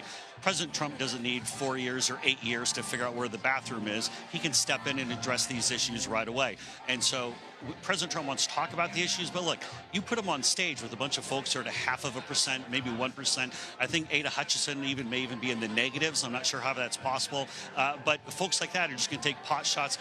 All you're going to hear tonight, Major, is basically a cheap copycat of President Trump's policies. Chris LaCivita described tonight as an audition for the Trump cabinet. Are you serious about that? There's a little bit of a tongue-in-cheek to it. There are actually some folks who are on stage this evening who I think have a lot of substance and I have a very high deal of respect for. I think Vivek Ramaswamy, for example, has shown he's very dynamic on the campaign trail. I think he shows a lot of energy and enthusiasm. I think that's good for the Republican Party. Senator Tim Scott is someone who I've admired for quite a while. I think that's great. There's some other folks who are on the stage and maybe I don't have as much, I guess, admiration for when it comes to their abilities, in particular Ron DeSantis, the governor of Florida, who ever since he's gotten in the race, he's just dropped like a rock. It's not really a good look as far as where his polling numbers are. Every new reboot leads to another disaster. It's not a good look, but there is some good energy, folks on there, and I think President Trump will definitely look at some of the people and consider them to be a part of his team when he returns to the White House. Jason, from where you're standing, Jeff Rowe was there just a moment ago, and I asked him about your campaign's assessment of DeSantis going through as many as 4 resets this summer, and he said, well, we have as many resets as they have indictments. How do you respond to that? Well, our poll numbers keep going up, and Ron DeSanctimonious' keep going down. Look, at this point, they might have 20 different reboots. I mean, every other day, I forget, I mean, Major, you might know this. Are we in a reboot number 4 for Ron DeSantis or reboot number 5? But every time they do it, here's the fundamental problem. They're still stuck with the same flawed candidate, attacking Republicans with this this whole listless vessels thing. I mean, that's channeling Hillary Rodham Clinton. That's not a good look. Do you think at any point in this campaign, Jason Miller, former President Trump's poll margins over DeSantis or anyone else will decline? Or do you think he's going to remain where he is right now, that this race is essentially frozen and therefore near over? Polls are always going to have some aspect of fluidity. Fortunately for President Trump, his poll numbers have continued to shoot straight up. And I think voters realize when you talk about the witch hunt, you talk about the weaponized justice system, these politically motivated indictments that have come at him, President Trump's numbers keep going up, whether it's Alvin Bragg or Jack Smith or Fani Willis. There's the same result because I think a lot of people, Major, pretty smart. They can figure out, they see what's going on here. Why did Jack Smith and Biden sit on these things for 2.5 years and then now just go and start to file them just as we're approaching primary season? Voters are smart. They see exactly this is all politicized. Jason, when I was in Iowa last week, several people who are very experienced in politics there said if Trump wins Iowa, the battle for the nomination is over. So put simply, will the former president win the Iowa caucuses? I believe President Trump will win in Iowa, and I think he's going to have a very good showing. We've already collected well over 10,000 endorsement cards. We have a great database of people who've supported the president in 2016, 2020, not just from the caucus building activities, the caucus turnout activities, but also from rallies the president has done. Don't forget, President Trump has made well over 30 visits to the state after he became president of the United States and going back to 2016. He's built a lot of supporters. I do think President Trump is going to win, and quite frankly, I think it's going to be tough for anybody to stop President Trump anywhere. And, Major, the one thing I got to point out, we're not just talking about the primary. If you're a Republican, if you care about uniting the Republican Party to beat Joe Biden, look no further than the fact that Joe Biden is now up with a $25 million ad buy because he's panicked. His numbers with African Americans dropped through the floor. His numbers with Hispanic voters dropped through the floor. Joe Biden is in bad shape, even for the 4 hours a day that he's awake. It's not a good look. All right, Jason Miller, we're not going to live that 4 hours awake line. Just hold on with that. The president's awake more than 4 hours a day. But Jason Miller, putting that aside, thanks for your time in Milwaukee. GOP voters are weighing in on the issues that matter to them, what our new CBS News polling is showing us about the race. You are streaming America Decides.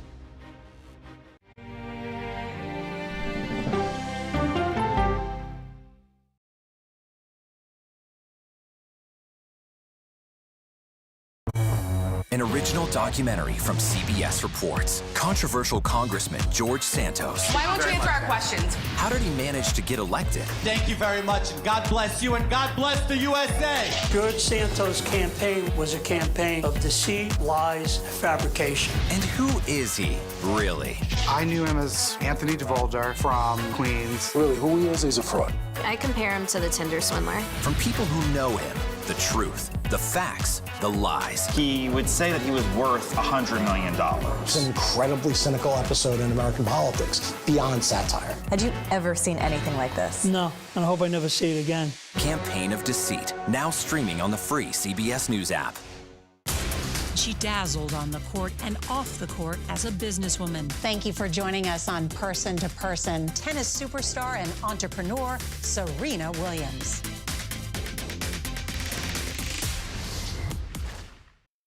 An original CBS Reports documentary. I asked my students, what are we going to do about racism in the United States? The backlash over teaching about racism in American schools. I don't think it has any place in the classroom. We can either pretend and say, no, we're not racist and we're all great people, or we can actually start to do the really, really hard work of addressing it. How did you lose your job? I made the statement that white privilege is a fact. Is it helping diversity and inclusion? When you bring in different people's stories and experience, it enriches education. If you don't talk about something, it doesn't go away. Or driving us further apart? What schools are doing to our children in the name of anti-racism is in fact teaching them racism. The intention is to put us in this war against each other. An original CBS Reports documentary, streaming now.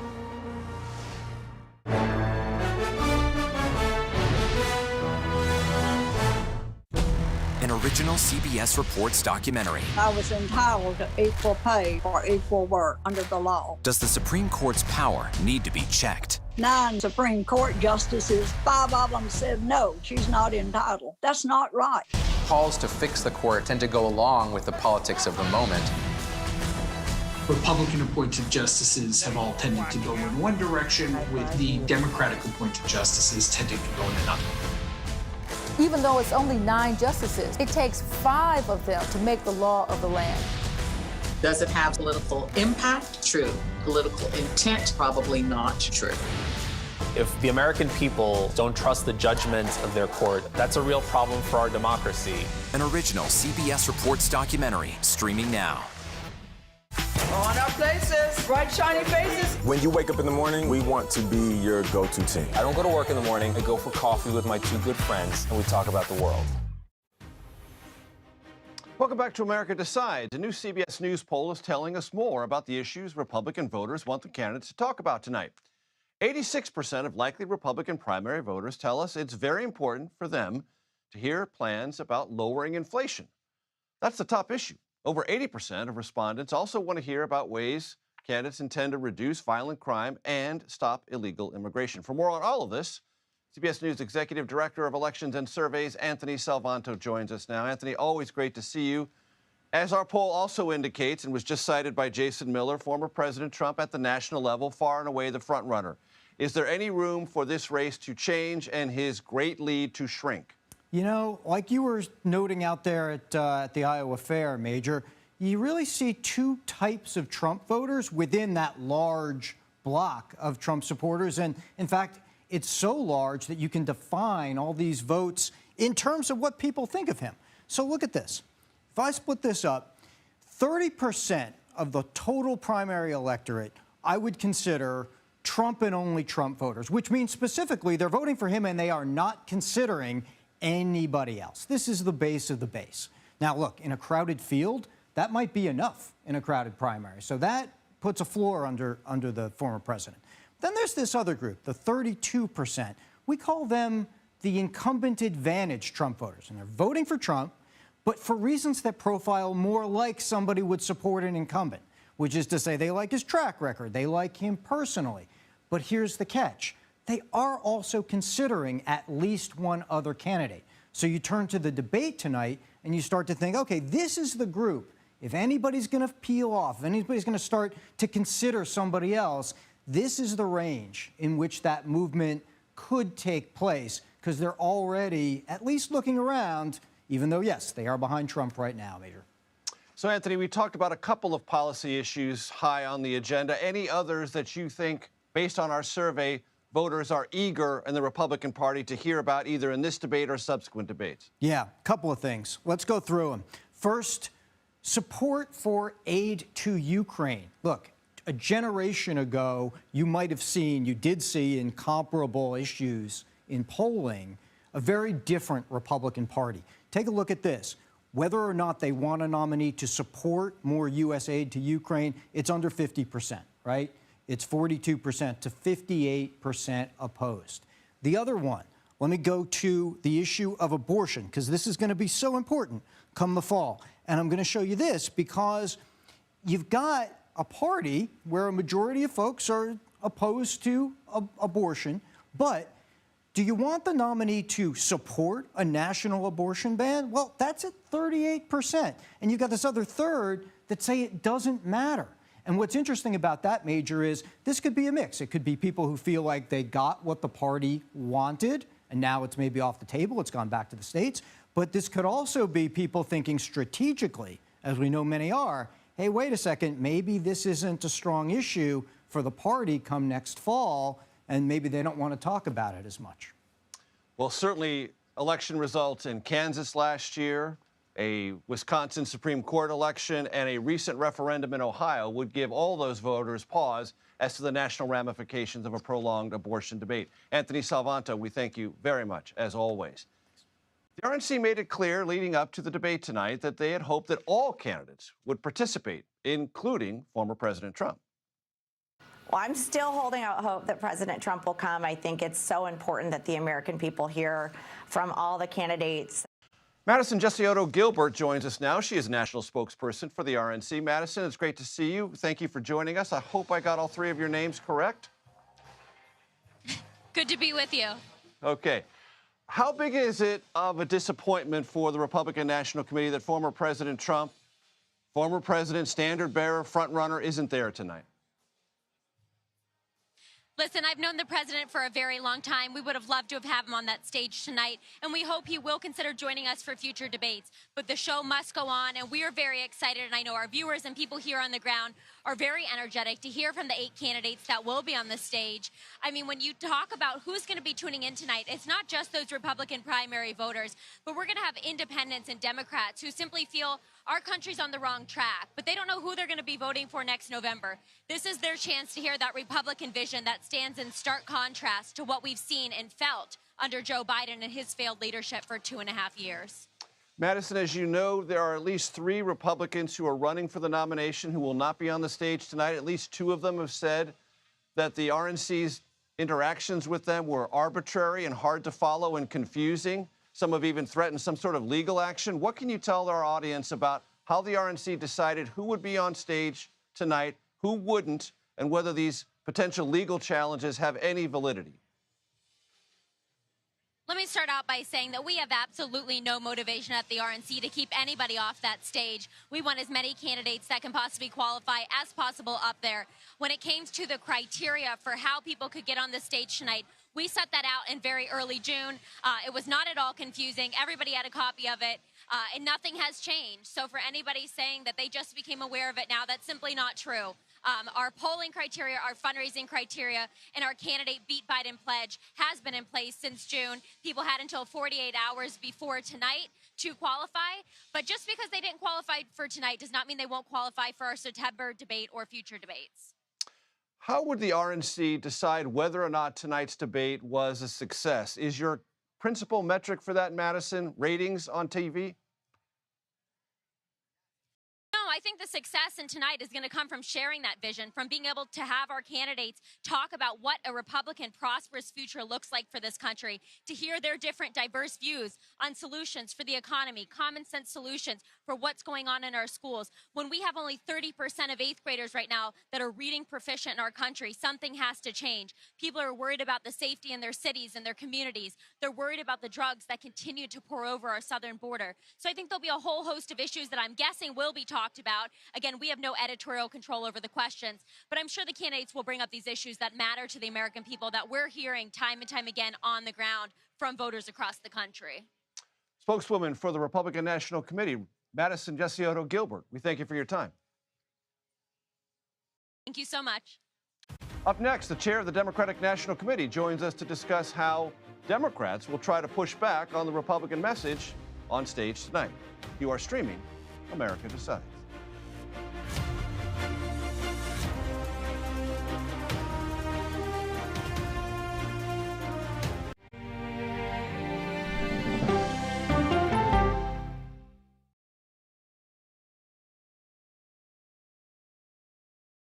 It's a history-making meeting. 4 extraordinary women who are all 4-star generals and admirals. How did you deal with being discriminated against? I just worked harder. The future of an ever-evolving U.S. military when we go person to person.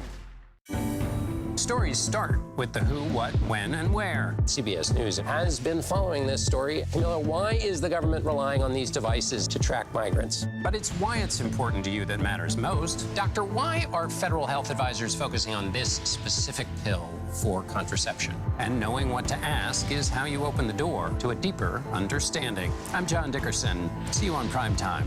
Streaming free everywhere. Stories that inform. You can be really old at 60, and you can be really young at 85. Inspire. How do we unlock the power within ourselves to be who we want to be? And brighten your day. The best part of fame is making people feel good. Always send the people home happy. Make every day a little more like Sunday morning.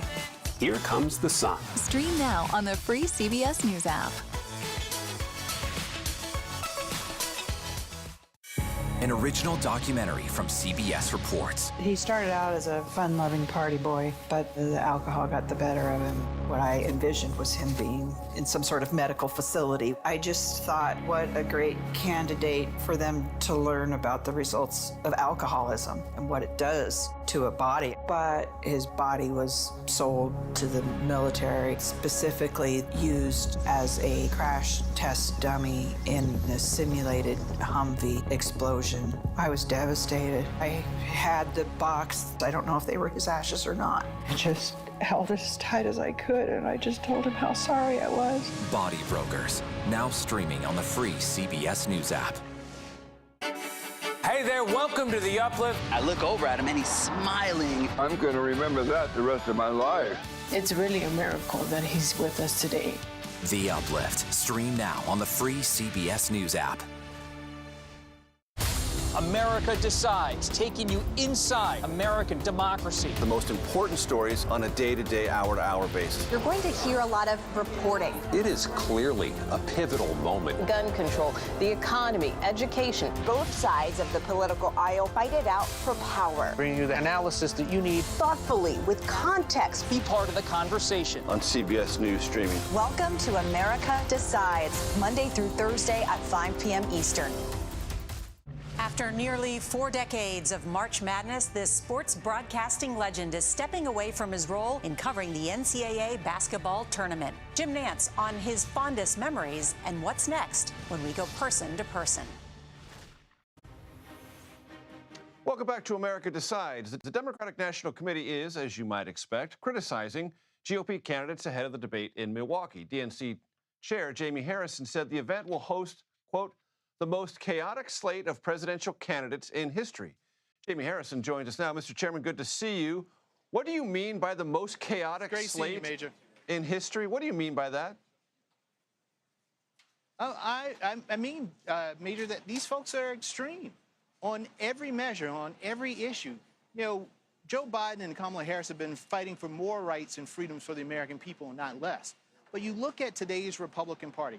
You got folks in this party who have been celebrating Putin. You got folks in this party who want to take away women's rights to control their own bodies because Ron DeSantis and Nikki Haley believe that they know better than women know better about what should happen to their own bodies. You're looking at folks who believe in banning books instead of banning the assault weapons that are mowing down our kids. And so when you think about today's Republican Party, they are all MAGA extremists.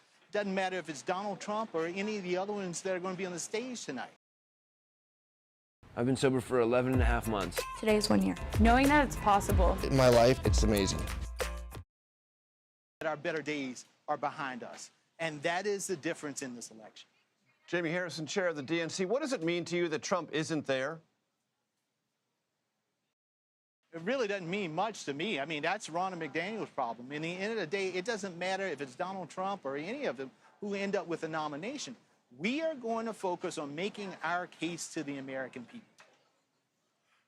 I want to talk to you about something that Tim Scott, Republican from South Carolina, says with frequency on the campaign trail. And you know Senator Scott pretty well. He says, as if he's the Republican nominee, he will be Joe Biden and the Democratic Party's biggest nightmare. Is he right? Well, Tim Scott is currently the biggest nightmare for folks in South Carolina who actually want something to get done. I mean, this guy hadn't delivered anything for South Carolina. He's delivered big tax cuts for the richest and the wealthiest corporations in America. But for the people that I know in my hometown of Orangeburg or in Cameron or in Bamberg or Bowman, some of these really rural towns who just need a senator who will actually deliver for them, they haven't had that in a long time, not since Fritz Hollins. And I can tell you, Tim Scott ain't no Fritz Hollins. Tell me about these dark Brandon billboards in Milwaukee. Where can people see them and what are they about? Oh, Dark Brandon is all over the place. It's all over websites, on billboards. Dark Brandon is out there because apparently it drives the Republicans crazy. A, why do you think that is, and what's the point of driving Republicans crazy? Who knows? You know, in the end of the day, we are also putting out the messaging that we are for protecting Social Security and Medicare. We are for making sure health care is affordable and accessible to all of America's people. We are for making sure that, you know, working people in this country who have been burdened by student loans can get some of their student loan debt relief off of them. We are for the American people. Again, this election is going to boil down to hope versus fear.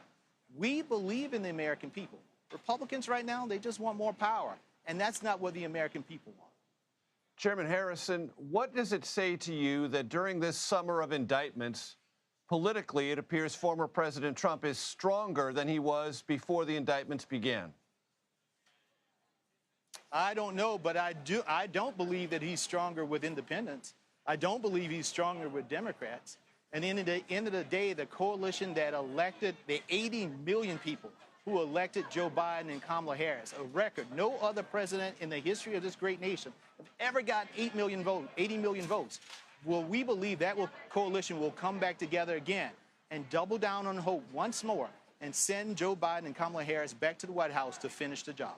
Very quickly, Chairman Harrison, there are persistent reports, and it shows up in the polling data, softness among African-American voters for the president's reelection and younger voters 18 to 30. Do you agree, and what are you doing to address it? Well, listen, it is August of 2023. Most people don't even know who's on this stage tonight, so I don't take much credence in terms of polls.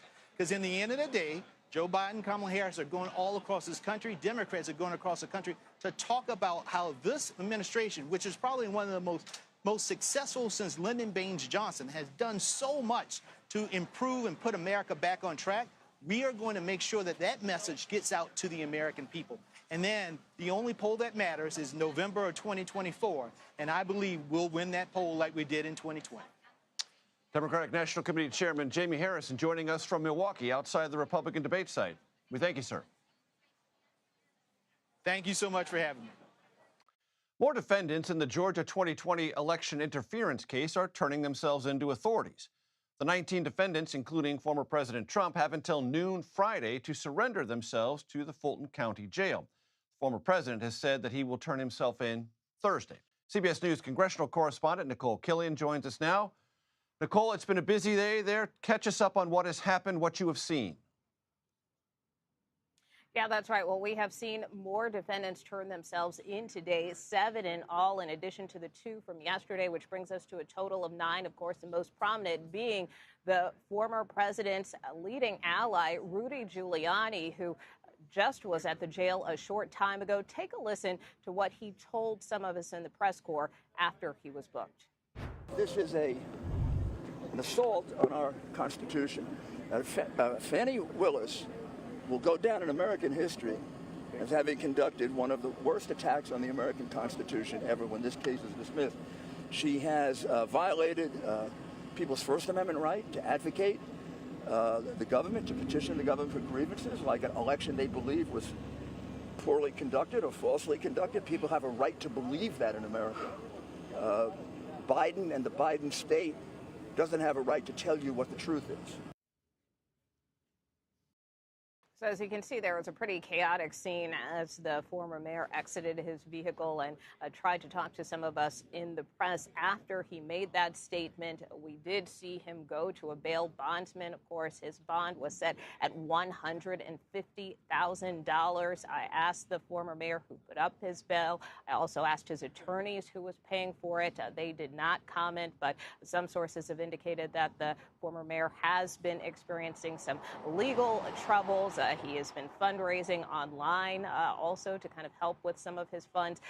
But that being said, of course, that really was the big event here at the jail today, with Giuliani turning himself in, the former president, just a short time ago, saying that it is a sad day for our country. Major. Nicole, there is nothing ordinary about this, but to the degree that that lack of ordinariness can be recognized, has this processing been as expected, meaning without conflict or without controversy, at least so far? You know, for the most part, I mean, it has been quite routine, having spent a big chunk of this week at the Fulton County Courthouse and here at the jail. You know, starting Monday, we saw a number of attorneys, including the former president's attorneys, go in, meet face-to-face with members of the district attorney's team to try to hammer out these bond agreements. And once those have been in place, we have seen many of these defendants, as we pointed out, surrender in short order. There are a couple of holdouts, including Mark Meadows, former White House Chief of Staff, and Jeffrey Clark, a former Justice Department official, who have both filed motions asking for an extension to surrender, in both in Security being prepared for the former president's expected arrival.